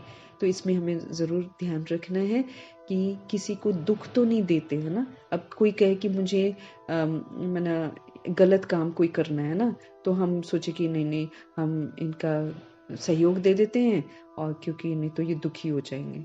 नहीं, ऐसा नहीं करते हैं। प्रभु कहते हैं, प्रभु समझ देते हैं कि हमको सभी को कौन सा सुख देना है, रूहानी सुख देना है, रूह वाला सुख देना है ना। उसको ना स्मृति किसी को हम दिला दें ना, किसी को हम, जैसे बाबा आजकल बोलते हैं, आप सबको सम्मान दो, है ना। कौन सा सम्मान, क्या देख कर देना कि ये सतोगुणी सोल है, ये परमात्मा का बच्चा है, ये भी परम धाम निवासी है, ये भी मेरा आत्मा भाई है। ये वाला सम्मान हमें देना है, इस सम्मान से दूसरी सोल को देखना, ये वाला सुख है ना। किसी की फीलिंग्स है ना, जैसे हर आत्मा जो है इस समय सुख, शांति, प्रेम, आनंद, शक्ति, इसी की तो भूखी है ना। अब सपोज करो कोई आत्मा बहुत गुस्से में है या बहुत दुखी परेशान है, चिल्ला रही है, चीख रही है, मैं आत्मा अपने स्वधर्म में टिक कर उसको स्वधर्म का सुख दूं, उसको सुन लूं थोड़ी देर बैठकर, ठीक है उसकी अवस्था इस समय ऐसी है, मैं आत्मा अपने शांत स्वस्थिति में रहकर उसको स्वस्थिति का सुख दूं, ऐसा वाला सुख हमें देना है। तो मना, लेकिन अगर कोई चिल्ला रहा है, चीख रहा है, मैं भी 10 बातें उसे सुना दूं, फिर तो हम दुख देते हैं ना, क्योंकि फिर हम जिस्म को देखते हैं और जिस्म को देखकर हम बोलते हैं, देह के अभिमान में बोलते हैं। तो देह अभिमान में जब हम कुछ करते हैं, अपने स्वधर्म से विपरीत होकर जब हम चलते हैं, तब हम दूसरों को दुख देते हैं। तो हमें ये ध्यान रखना है कि स्वधर्म में चलना है मुझे। स्वधर्म के विपरीत हम कुछ भी करते हैं, सोचते हैं, बोलते हैं, कर्म करते हैं, तो हम दूसरी सोल को दुख देते हैं। तो अपनी चाल को मुझे देखना है, किसको दुख तो नहीं देते हैं। बाप हमारा कितना मीठा है, मोस्ट बिलवेड है ना, तो बच्चों को भी ऐसा बनना है। तो मैं आत्मा प्रभु को रिप्रेजेंट करती हूँ, है ना। अगर मैं किसी को बोलूँ कि हम गॉडली यूनिवर्सिटी में पढ़ते हैं, हम गॉडली स्टूडेंट हैं, तो सारे लोग हमारी चाल चलन को ही तो देखेंगे। तो मोस्ट बिलवेड बाप के हम बच्चे हैं, हमारा बाप बहुत मीठा है।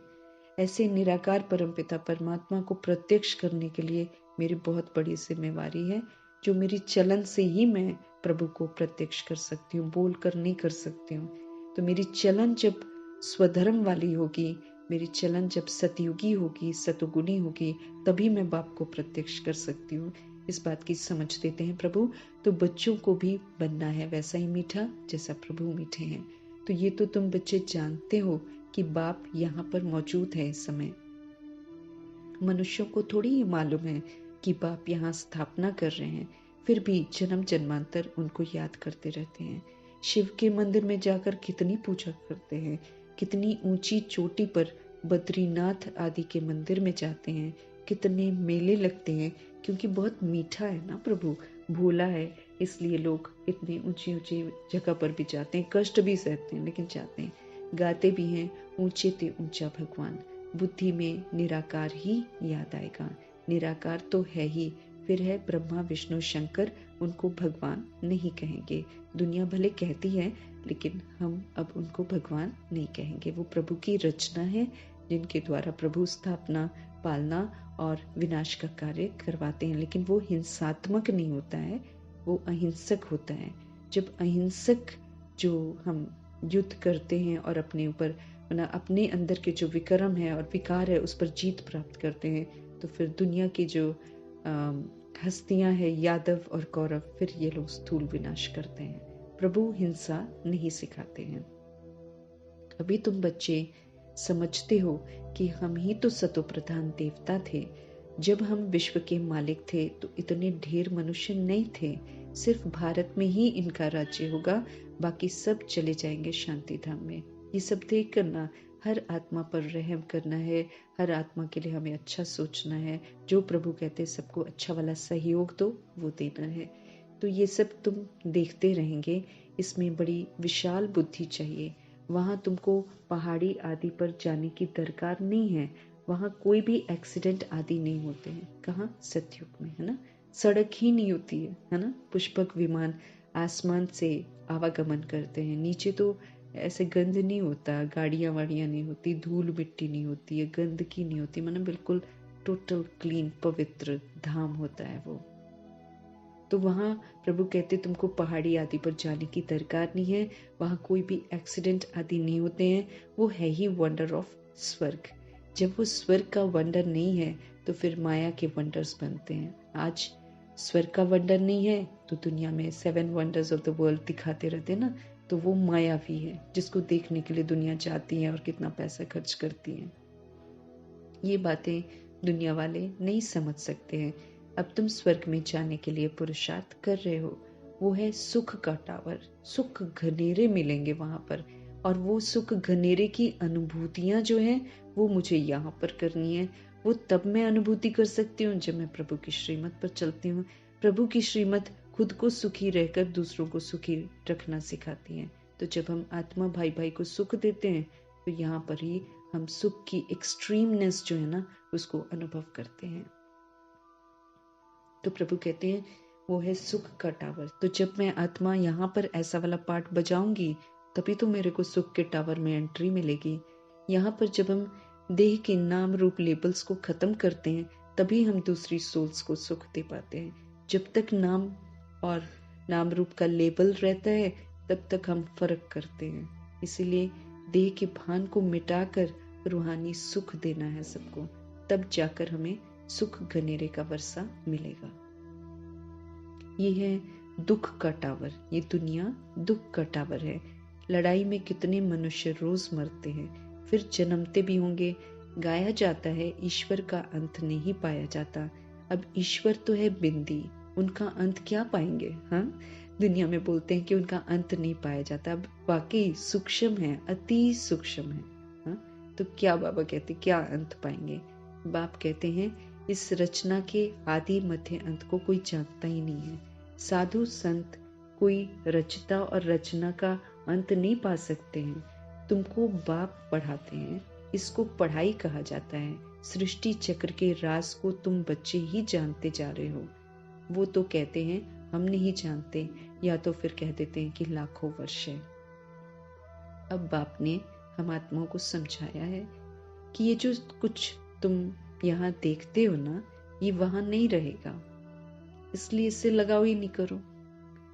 जो भी चीज कलयुग की है वो वहां पर नहीं देखेंगे हम, ये वहां नहीं रहेगा।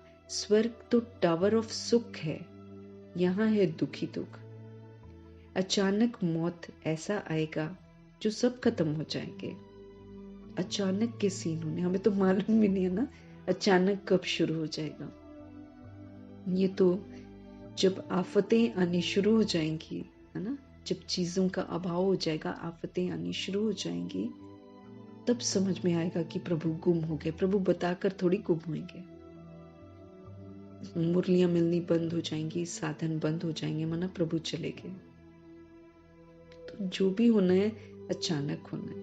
तो अचानक मौत ऐसा आएगा जो सब खत्म हो जाएंगे, शरीर सारे खत्म हो जाएंगे।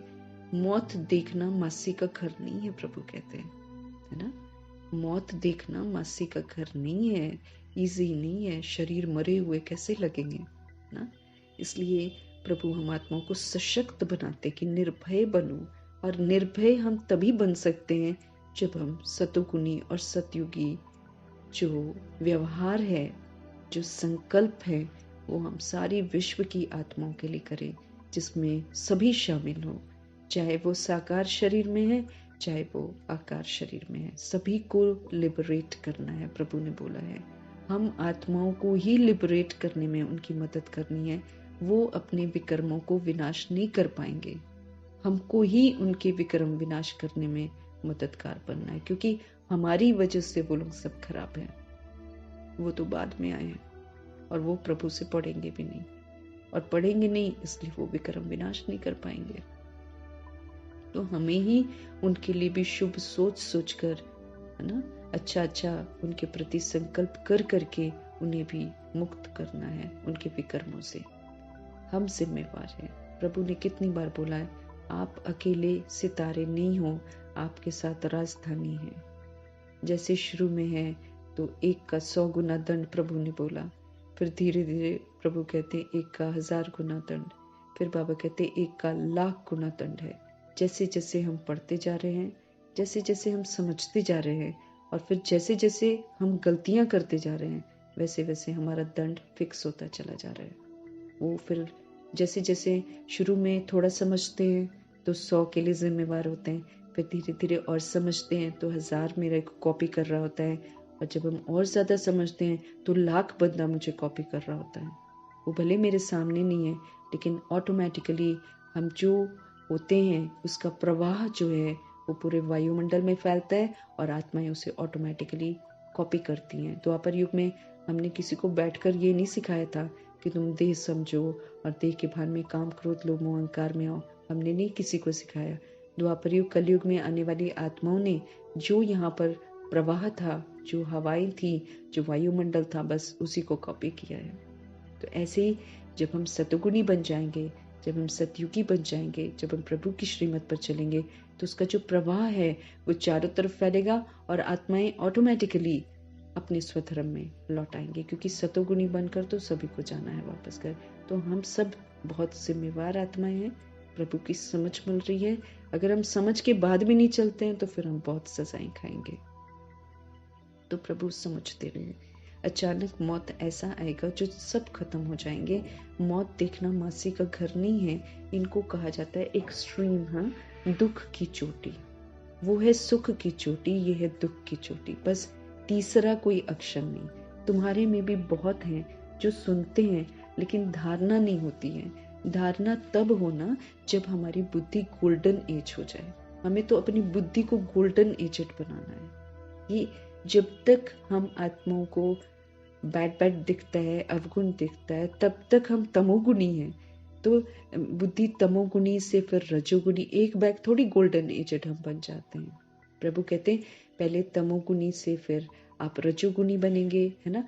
रजोगुणी से फिर आप सतों में आएंगे, है ना। जब आप सतों में पहुंच जाएंगे तो उसकी निशानी यही होगी कि हमारी जितनी भी कर्मेंद्रियां हैं वो सारी एकदम शांत हो जाएंगी, शीतल हो जाएंगी। तब समझेंगे कि हम पहुंच गए त्रेता युग में। फिर त्रेता युग में पहुंचकर फटाफट वो जो खामियां रह जाती हैं ना, क्योंकि नापास होते ना त्रेता युगी आत्माएं, तो फिर जो युद्ध वाला संस्कार है अपने आप से वो खत्म करके फिर हमें वो बनना है सतोगुणी, सतयुगी आत्मा, सतो प्रधान आत्मा, गोल्डन एजेड। तो ऐसे तुरंत नहीं बनते, पहले आयरन एजेड संस्कार मेरे सामने आते रहेंगे, मुझे उस आयरन एजेड संस्कार को यूज नहीं करना है, फिर उसको पार करते हुए फिर हम कॉपर एजेड बने, कॉपर एजेड के संस्कार मेरे सामने आएंगे, फिर वो कॉपर एजेड संस्कार भी प्रभु कहते यूज मत करना, क्योंकि ड्रामा को बिंदी लगाकर चलने के लिए बोला है बाबा ने कि जो तुमने किया बिंदी, इसीलिए उन्होंने मेरे को समझ दी है कि आयरन एजेड दुनिया में आयरन एजेड लोग होंगे, फिर कॉपर एज वाले जो संस्कार होंगे वो भी मेरे सामने आएंगे, और रिटर्न जर्नी करते समय मैंने जिनके साथ पूरा पार्ट बजाया वो सारी आत्माएं मेरे सामने आएंगी, वो भिन्न भिन्न तरीके से व्यवहार करेंगे, लेकिन प्रभु का फरमान है आप बिंदी लगा देना, बस बिंदी लगाओ, पार करते जाओ, कमाई करते जाओ, बस क्वेश्चन मत करना, करेक्शन मत करना, कोटेशन मत सुनाना, रिएक्ट मत करना, रिजेक्ट मत करना, नहीं तो तुम्हारे हिसाब किताब फिर बन जाएंगे और फिर से वो चीज़ आपके सामने आएगी। जब तक आप सुधरोगे नहीं तब तक वो चीज़ आपके सामने आती जाएगी, भले आपको अच्छी लग रही हो चाहे नहीं लग रही हो। तो मुझे बैड करना ही नहीं ना, अगर मुझे अच्छा नहीं लग रहा, मैं दुखी परेशान हो रही हूँ, तो प्रभु कहते हैं वो चीज़ मत करो। तो मुझे आयरन एजेड संस्कार भी छोड़ने हैं, फिर मुझे कॉपर एजेड वाले छोड़ने हैं। जब ये दोनों छूट जाएंगे तो प्रभु कहते तुम्हारी शीतल अवस्था हो जाएगी, कर्मेंद्रियां तुम्हारी चंचलता करनी बंद कर देंगी और फिर तुम सतों में घुस जाओगे। सतों में घुसकर फिर जितनी खामियां होती हैं सतों में रह जाती हैं वो सारी पूरी करके फिर तुम गोल्डन एजेड बनोगे। तो गोल्डन एजेड बुद्धि चाहिए, तो उसमें मम्मा बाबा की तरह इंटेलिजेंट बनना पड़ेगा। उन्होंने अपनी गोल्डन एजेड बुद्धि आत्मा समझकर पाठ बजाया और सिर्फ जो प्रभु की श्रीमत थी उसको अंदर डालते गए और अंदर का जो भी किचड़ा था 63 जन्म का वो निकलता चला गया। उनके सामने भी आत्माएं आती थी, तभी तो इंसल्ट करती थी, तभी तो कुछ कुछ बोलकर चली जाती थी, लेकिन वो लोग ने क्या किया, फुल स्टॉप लगाया, कभी रिएक्ट नहीं, कभी रिजेक्ट नहीं। अथॉरिटी थे ना प्रजापिता ब्रह्मा, लेकिन मजाल है किसी को उल्टा बोला, अगर लोग बेइज्जती करके चले जाते थे तो वो उल्टा थोड़ी बोलते थे किसी को भी, बिंदी लगा दी, बस दुआएं दे दी, काम खत्म। ऐसे ही हम आत्माओं को भी समझ देते हैं प्रभु। धारणा करनी है, गोल्डन नेचर बुद्धि चाहिए। गोल्डन नेचर बुद्धि जो है वो विशेषताएं देखेगी, वो मना वो 7 गुण और 36 गुण को यूज करेगी। दैट इज गोल्डन नेचर बुद्धि, समझ से उसी को यूज करेगी। वो मेहनत नहीं करेगी, जैसे मम्मा बाबा लोग अटेंशन रखा था उन्होंने, तो अटेंशन से उन्होंने गोल्डन एजेड संस्कारों को ही यूज किया, इसलिए उनके सारे हिसाब किताब चुकत हो गए। अपने पर नजर रखी उन्होंने, फटाफट अव्यक्त फरिश्ते बन गए, ज्यादा टाइम नहीं लिया उन्होंने। तो प्रभु कहते हैं धारणा मेरी तब होगी जब मेरी बुद्धि गोल्डन नेचर होगी। वो अच्छा, जैसे प्रभु कहते ना, शुभ सोचो, शुद्ध सोचो, समर्थ सोचो, सकारात्मक सोचो, कल्याणकारी सोचो, सतोगुनी पाठ बजाओ, सतयुगी पाठ बजाओ। अगर मैं इसको कैच करती हूँ, प्रभु हमें जितने भी टाइटल्स देते हैं, अगर हम उसको कैच करते हैं और उसके अनुसार पाठ बजाते हैं तो बुद्धि गोल्डन नेचर है। बिंदी लगाकर अगर हम चलते हैं तो बुद्धि गोल्डन नेचर है। धारणा नहीं होती है तो फिर प्रभु कहते खुशी भी नहीं रहती है। एकदम हाईएस्ट पढ़ाई वाले भी हैं तो लोएस्ट भी हैं, पढ़ाई में फर्क तो है ना। उन्हों को कितना भी बेहद का बाप समझाए परंतु कभी भी नहीं समझेंगे। याद बिगड़ तो तुम पवित्र कभी नहीं बन सकेंगे, प्रभु कहते हैं। याद के बिना, याद बहुत जरूरी है, चलते फिरते याद। वो खाली योग वाली याद नहीं है ना, योग में थोड़ा कॉम्प्लिकेशन आ जाता है। बुद्धि कनेक्ट ही प्रभु से हो जाए, क्योंकि मुझे पता है कि मेरा उनके सिवाय कोई नहीं है। मैं आत्मा हूं और मुझ आत्मा का उनके सिवाय कोई है ही नहीं है। तो प्रभु कहते हैं कितना भी बेहद का पाप समझाए परंतु कभी भी नहीं समझेंगे। याद बिगड़ तो तुम पवित्र कभी नहीं बन सकेंगे। पवित्रता के सागर को याद करेंगे तो पवित्र बनेंगे ना। देहधारी को याद करेंगे तो कभी भी हम पवित्र नहीं बनेंगे। याद प्रभु की ही चाहिए। देहधारी को याद करते ही हम गिर जाते हैं। अपनी देह को भी याद करते हैं तो हम गिर जाते हैं। देह समझना ही मातेश्वरी कहती है विक्रम है। सबसे पहला विक्रम है अपने को देह समझना। आत्मा समझकर पाठ बजाना है। आत्मा समझेंगे तो परमात्मा ही याद आएगा। देह समझेंगे तो देहधारी ही याद आएगा। इसीलिए प्रभु कहते देह सहित देह के सभी संबंधों को भूल, नहीं तो देहधारी याद आएगा, फिर मेरा अपना नुकसान है। तो याद बिगड़ तो तुम पवित्र कभी नहीं बन सकेंगे। बाप ही मैग्नेट है, चुंबक है। वो एकदम हाईएस्ट पावर वाला है। उन पर कभी कट चढ़ नहीं सकती। बाकी सब पर कट चढ़ी हुई है। इसलिए किसी भी देहधारी को याद नहीं करना है। ये जितनी भी कट हमने चढ़ा रखी है अपने ऊपर, उनको उतार कर मुझे सतो प्रधान बनना। फिक्र रखनी है मुझे कि मैं फटाफट ये आयरन एजेड की कट और कॉपर एजेड कट जो है वो उसको उतारूं मैं फटाफट। प्रभु से समझ मिल रही है कैसे उतरेगी। प्रभु सहज विधि बताते हैं, श्रीमत पर चलो।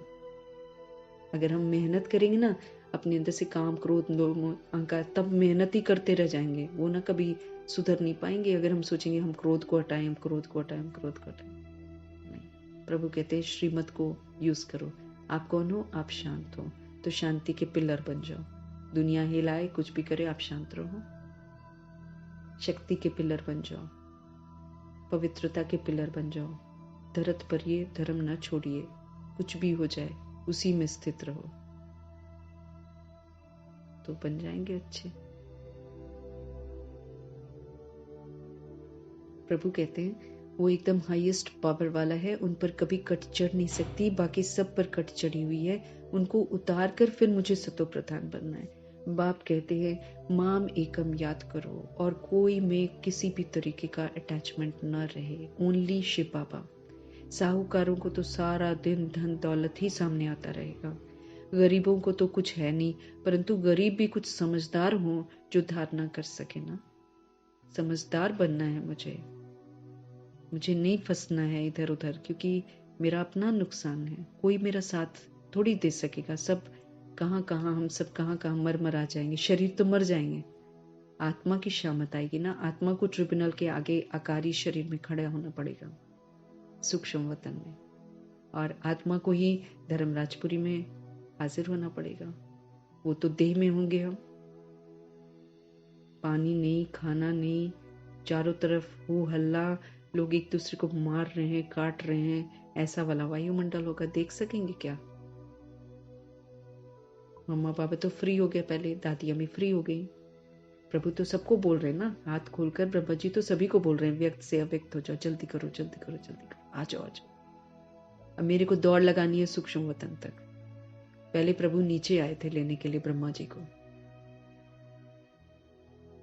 तब तो वो ले गए नीचे से ऊपर। लेकिन जब प्रजापिता, मम्मा सबसे इंटेलिजेंट निकले, मम्मा सबसे पहले अव्यक्त हो गए। हाँ जी हाँ जी हाँ जी, श्रीमत को हाँ जी कह के अव्यक्त हो गए। फिर शिव बाबा ब्रह्मा जी चले गए। अब ब्रह्मा जी चले गए तो ब्रह्मा जी तो नीचे आएंगे नहीं, इसलिए प्रभु कहते हैं ऊपर आओ, अब सूक्ष्म वतन तक पहुंचो। तो मुझे अपनी अवस्था को सूक्ष्म बनाना है, सटल बनाना है। अगर मैंने बना ली सटल तो प्रभु थाम लेंगे मुझे। लेकिन अगर मैंने सटल नहीं बनाई तो हम धर्मराजपुरी में अटक जाएंगे। व्यक्त से अव्यक्त हम नहीं बने, हम अटक जाएंगे। तो सारा दिन प्रभु कहते समझदार भी तो होना चाहिए ना, कुछ समझदार हो जो धारणा कर सके। याद बिगड़ तो प्रभु कहते किचड़ा कैसे निकलेगा। एक ही निराकार परमपिता परमात्मा की याद में हर वक्त रहना है। हर वक्त में आत्मा ना परमात्मा की संतान में, स्मृति में ही मुझे जीना है। इसी से मेरा किचड़ा जो है ना बुद्धि का निकलेगा, जो जमा कर रखा है इतना सारा हमने। याद बिगड़ किचड़ा कैसे निकलेगा, हम पवित्र कैसे बनेंगे।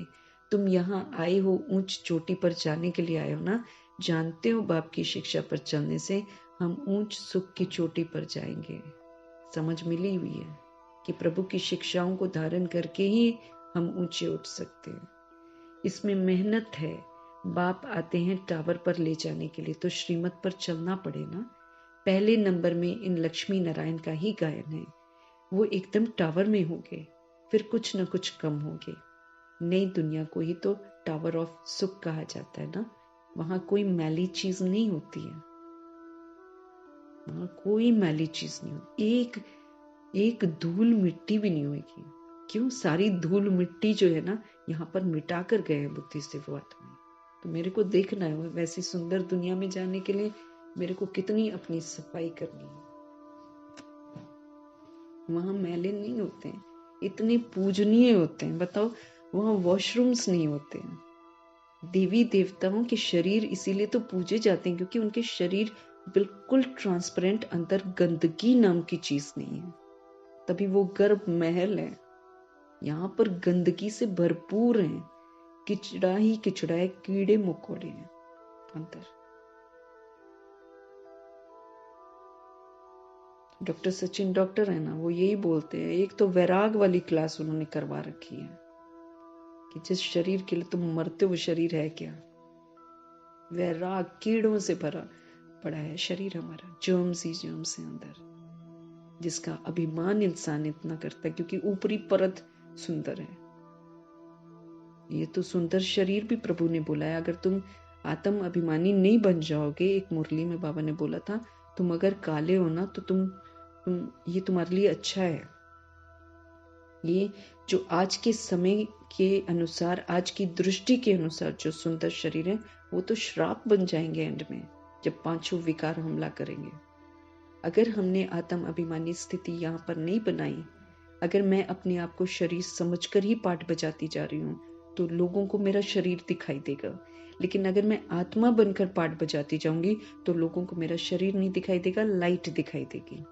यही विधि है एंड में बचने की, वरना कोई विधि ही नहीं है बचने की। ये तो हमला करेंगे बहुत जबरदस्त तरीके से पांच विकार। कौन सी आत्मा इवन साथ में रहने वाली आत्मा विकारी बन सकती है जिसने अपनी तैयारी नहीं की होगी। और इविल सोल्स भी बहुत ज्यादा होने वाले हैं।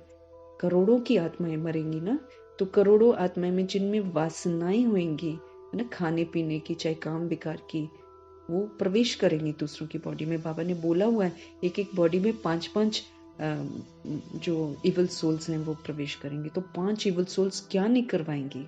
तो उसके लिए बचने का तरीका हमारे पास सिर्फ सोल कॉन्शियसनेस है, क्योंकि बाबा ने बोला है सिर्फ आत्म अभिमानी आत्मा सुरक्षित है एंड में, पवित्र आत्म अभिमानी आत्मा, क्योंकि उसका शरीर किसी को भी दिखाई नहीं देगा। ये माना हमारे ही हाथ में है, अपनी सुरक्षा अपने हाथ में है। वो प्रभु की श्रीमत पर चलकर मुझे बनानी है। तो प्रभु ने मेरे को ये अपने आप को बचाने का टाइम दिया हुआ, यहाँ का विस्तार करने के लिए नहीं दिया कि तुम यहाँ कमाओ, घर बनाओ, विस्तार करो। इसका तो बाबा कहते हैं ना, काम ही नहीं आने वाला है। विनाश के समय में हमारी रक्षा करने वाला सिर्फ प्रभु है।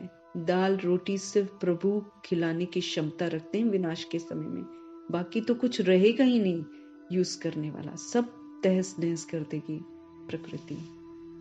जितना मर्जी हम बचा कर रखें कि 6-6 महीने का, कई लोग बोलते ना, अच्छा कुछ आपदा आने वाली है, 6 महीने का राशन जमा कर लो, वो उस पर कॉन्सेंट्रेट कर रहे हैं। प्रभु कहते अपनी अवस्था पर कॉन्सेंट्रेट करो, वो काम नहीं आएगा 6 महीने जमा किया हुआ अनाज, वो तो काम नहीं आने वाला है, वो तो खत्म हो जाएगा।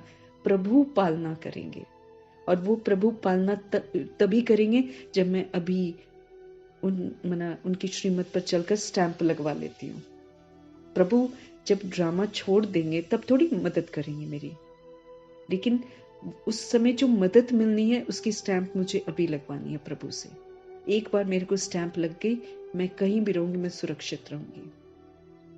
प्रभु ने कहा ना, अनाज नहीं भी मिलेगा तो भी मैं तुम्हें शुभी रस पिला दूंगा, तुम्हें जरूरत ही नहीं अनुभव होगी कि कुछ खाना है चाहे कुछ पीना है। अपनी अवस्था को उच्चतम बनाना है, तो हमें तैयारी करने के लिए मौका मिला हुआ है। बाकी यहाँ का विस्तार करने का कोई इंटरेस्ट नहीं रखना चाहिए हमें कि यहाँ कुछ विस्तार होगा। यहाँ तो अचानक के खेल, अभी अचानक फटाफट हो जाना है सब कुछ। तेज गति से समय भाग रहे हैं। तो श्रीमत पर चलना पड़े। पहले नंबर में इन लक्ष्मी नारायण का ही तो गायन है, वो एकदम टावर में होंगे, सबसे ऊपर ही तो होते हैं वो शिव बाबा, फिर उसके नीचे ये दोनों, फिर उसके नीचे 8 रतन, फिर कुछ न कुछ कम। नई दुनिया को तो टावर ऑफ सुख कहा जाता है ना। वहां कोई मैली चीज नहीं होती है, ऐसी मिट्टी नहीं है वहां, ऐसी हवाएं वहां लगती नहीं जो मकानों को खराब करे। स्वर्ग की तो बहुत महिमा है, उसके लिए फिर पुरुषार्थ भी तो करना पड़ेगा। गोल्डन एजेड यहाँ बनूंगी तभी तो गोल्डन एज में जाऊंगी। अगर सिल्वर एजेड है तो फिर सिल्वर एज में जाएंगे। 111 में जाने के लिए एकदम क्या बताएं ना, वही बाबा मम्मा जैसा पुरुषार्थ चाहिए, फॉलो करना पड़ेगा। अब उतना उच्चतम तो नहीं करेंगे, लेकिन फॉलो तो वैसा ही करना पड़ेगा, तब जाकर उसमें प्रवेशता है। देह का नाम रूप लेबल तो एकदम मिट जाना चाहिए मेरी बुद्धि से। जनक दादी कहती नहीं तो एंट्री अंदर नहीं है। बाबा ने बोला हुआ है, मेरा नाम रूप लेबल का भान अगर मेरे अंदर है तो 111 में नो प्रवेशता। आत्म अभिमानी आत्मा उसमें प्रवेश करेगी, जो सोल कॉन्शियस बन जाएगी, वही सोल अंदर प्रवेश कर सकती है। तो इस बात का भी ध्यान रखना है, यहीं पर रहते हुए, प्रभु की मौजूदगी में रहते हुए मुझे ये लेबल्स मिटाकर प्रभु से स्टैंप लगवानी है। ये बहुत बड़ी जिम्मेवारी है हम आत्माओं पर। तो प्रभु कहते हैं आगे चलकर, बहुत उनको देखकर, लक्ष्मी नारायण कितने ऊंचे हैं ना, उनको देखने से ही दिल खुश हो जाती है। तो प्रभु कहते हैं आगे चलकर बहुतों को साक्षात्कार भी होते रहेंगे।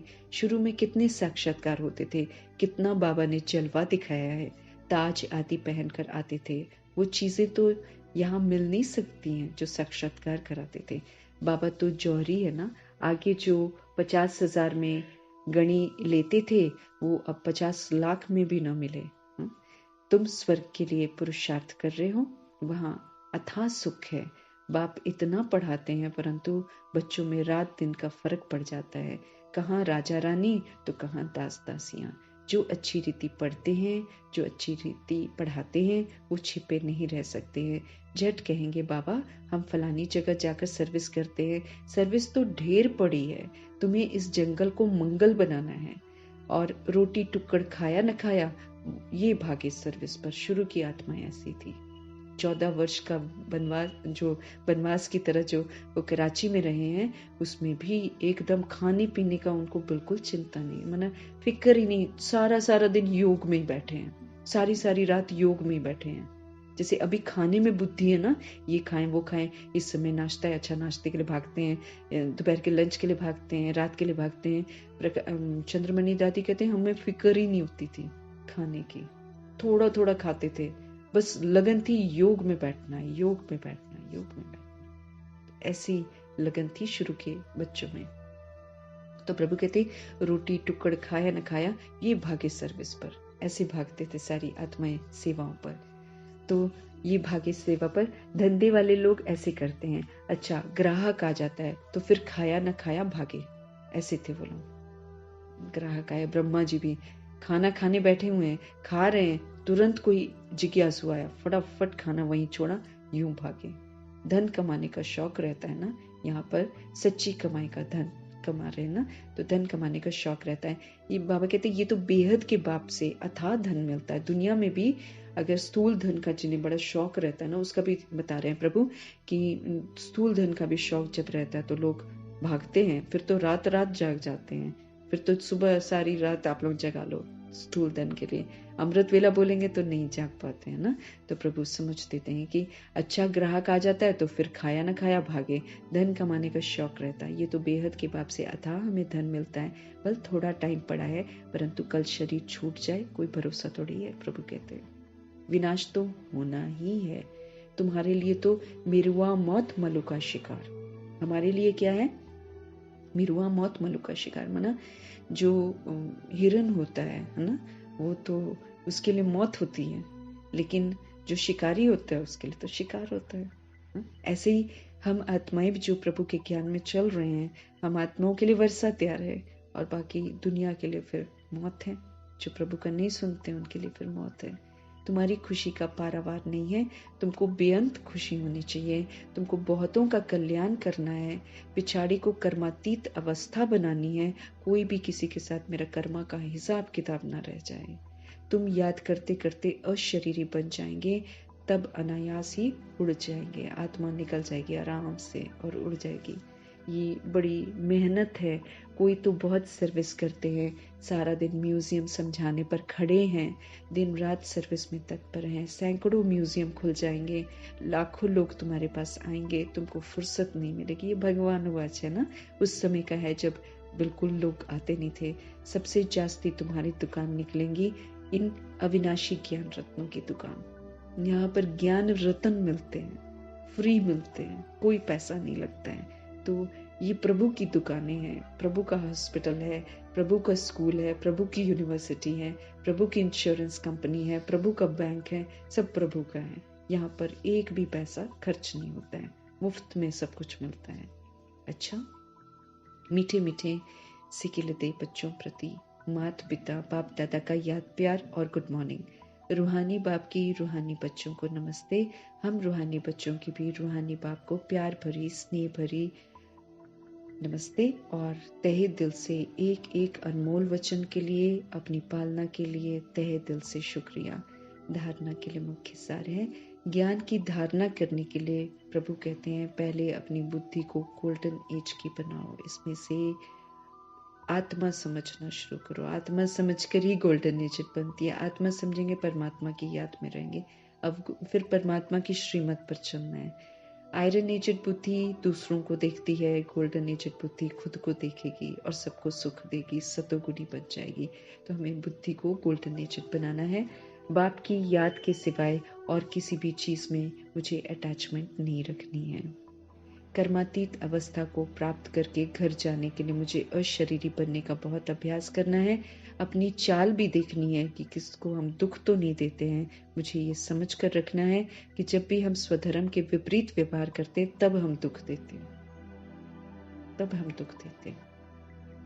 जिस्मानी की बात नहीं करनी है, तो किसको दुख तो नहीं देते हैं। मैंने सारा दिन चेक करना है, स्वधर्म में रहकर मैंने पाठ बजाया है, सबको सम्मान दिया है, सबको सतुगुनी दृष्टि से देखा है। जब हम सबको सतुगुनी दृष्टि से देखते हैं तो हम सुख देते हैं। बाप समान हम मीठे बने हैं, चेक करना है। कड़वाहट सारी खत्म की है या कड़वाहट अभी भी मौजूद है। वरदान, सहन शक्ति की धारणा के द्वारा सत्यता को अपनाने वाले सदा के विजयी भव। सहन शक्ति की धारणा चाहिए, इससे हम फिर सत्यता को अपना सकते हैं, है ना। सत्यता क्या है? सतोगुणी हूं मैं। सत्यता क्या है? सतयुगी हूं मैं। आत्मा परमात्मा का बच्चा हूं मैं। अब ये सारी विशेषताओं को जब मुझे अपनाना है तो मुझे सहन तो करना ही पड़ेगा। सहन शक्ति की धारणा चाहिए। दुनिया थोड़ी करनी देगी, दुनिया तो विरोधी बनेगी, दुनिया तो तमोगुनी व्यवहार करेगी। मुझे सतोगुणी बनना है तो मुझे क्या चाहिए? सहन शक्ति चाहिए। सत्यता को अपनाने के लिए हमें सहन शक्ति चाहिए, तब सदा के विजयी बनेंगे। दुनिया वाले कहते हैं कि आजकल सच्चे लोगों का तो इस ज्ञान मार्ग में चलना बड़ा मुश्किल है, ऐसे बोलते हैं दुनिया वाले। प्रभु कहते हैं कि आजकल सच्चे लोगों का चलना ही मुश्किल है, झूठ बोलना ही पड़ेगा। कई ऐसे बोलते हैं ना। कई ब्राह्मण आत्माएं भी समझती हैं कि कहाँ कहाँ तो हमको चतुराई से तो चलना ही पड़ेगा, चतुराई करनी पड़ती है। लेकिन ब्रह्मा बाप को देखा, सत्यता व पवित्रता के लिए कितनी ओपोजिशन हुई, फिर भी घबराए नहीं। कईयों ने बोला बाबा पवित्रता के लिए आप ज्यादा मत बोला करो, इतना ओपन मत बोला करो।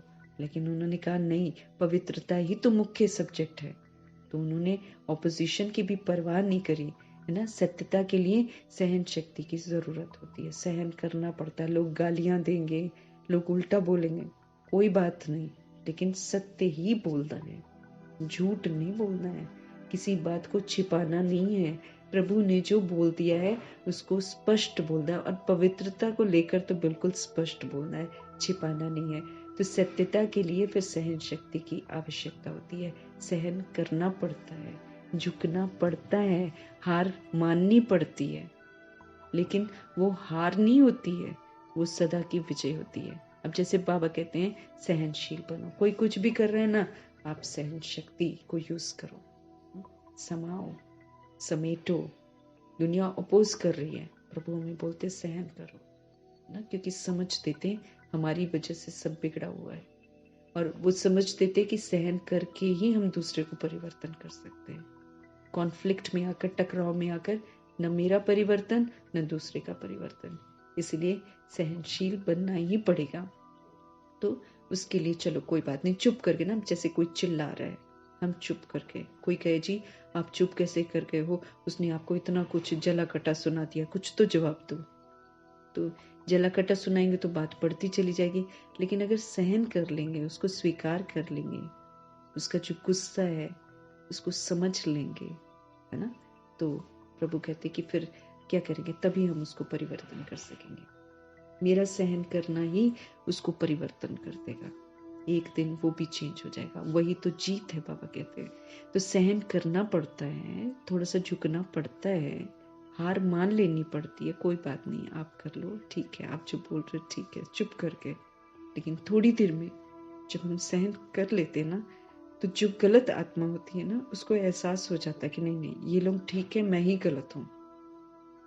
वो समझ जाएंगे, फिर तो समझेंगे, रियलाइज करेंगे तो वो चेंज हो जाएंगे, नहीं समझेंगे, नहीं रियलाइज करेंगे तो वो भी चेंज नहीं होंगे, तो फिर गड़बड़ हो जाती है ना। तो हर बात को यथार्थ रीति समझना है, और फिर जो वरदान है उसको फलीभूत करना है। स्लोगन, प्रसन्न रहना और प्रसन्न करना, ये है दुआएं देना और दुआएं लेना। जब हम सदा हर्षित रहते हैं तो हम दूसरों को भी हर्षित करते हैं, दूसरे के चेहरे पे भी मुस्कुराहट आ जाती है। तो यही है दुआएं देना और दुआएं लेना। दूसरी आत्मा सोचती चल इसके साथ बैठकर मेरा मन खुश हो गया, मैं अपने दुखों को भूल गई, तो अगला क्या करता है, फिर दुआएं देता है ना। तो यही दुआएं देना और दुआएं लेना है, दूसरों को खुश करना है, प्रसन्न रहना है और प्रसन्न करना है। अव्यक्त साइलेंस के द्वारा डबल लाइट फरिश्ता स्थिति का अनुभव करो। मेरा तो एक शिव बाबा और मेरा सब कुछ इस एक मेरे में समा जाए। जहां चाहो, जैसे चाहो, जितना समय चाहो, उतना समय मन जो है ना एकाग्र हो जाए। इसको कहा जाता है मेरा मन वश में है। इस एकाग्रता अर्थात एक रस स्वीट साइलेंस की स्थिति के द्वारा सहज ही फिर हम क्या बन जाएंगे, डबल लाइट फरिश्ता स्वरूप की अनुभूति होगी। मेरा तो एक शिव बाबा, मेरा सब कुछ, प्रभु कहते हैं इस एक मेरे में समा जाए। जहां चाहो, फिर जैसे चाहो, फिर जितना समय चाहो, उतना समय मेरा मन फिर एकाग्र हो जाए। क्योंकि जब मेरा एक है, देह में तो विस्तार है, कभी उसमें बुद्धि जाएगी, कभी उसमें जाएगी, कभी उसमें जाएगी। यहाँ तो सिर्फ एक शिव बाबा है। जब उनमें मन मेरा एकाग्र हो जाएगा ना, तो एक रस स्वीट साइलेंस की स्थिति हम अनुभव करेंगे, जिससे सहज ही फिर हम क्या बन जाएंगे, डबल लाइट फरिश्ता स्वरूप की अनुभूति करेंगे। एक रस स्वीट साइलेंस की स्थिति के द्वारा फिर सहज ही हम क्या अनुभव करेंगे, डबल लाइट फरिश्ता स्वरूप की अनुभूति होगी। एक के साथ बुद्धि का योग, सारे विस्तार से हटाकर हकीकत में स्थित होना है। और एक सत्यता की शक्ति में जब हम बुद्धि का योग लगाएंगे तो हमारे पास एकाग्रता की शक्ति आ जाएगी। एकाग्रता अर्थात एक रस एकदम निरंतर बढ़ते जाएगा। स्वीट साइलेंस की स्थिति द्वारा सहज फिर हम क्या अनुभव करेंगे, डबल लाइट फरिश्ता स्वरूप की अनुभूति करेंगे। देह के विस्तार से फिर हम उपराम हो जाएंगे। ऐसे ही परमपिता परमात्मा का तहे दिल से धन्यवाद, ब्रह्मा माँ का धन्यवाद, जगदम्बा माँ का धन्यवाद, दातियों का धन्यवाद, एडवांस पार्टी की सभी आत्माओं का धन्यवाद, अष्टरत्नों का धन्यवाद, नवग्रहों का धन्यवाद, पूरे यूनिवर्स का धन्यवाद, पांचों तत्वों का धन्यवाद, ड्रामा का धन्यवाद, प्रकृति का धन्यवाद, माया का धन्यवाद, यमदूत का धन्यवाद, करोड़ों की आबादी का धन्यवाद, साधनों का धन्यवाद, साधन बनाने वालों का धन्यवाद, अन्य भी जो आत्माएं हम आत्माओं के मददगार बनते हैं उन सभी आत्माओं का धन्यवाद।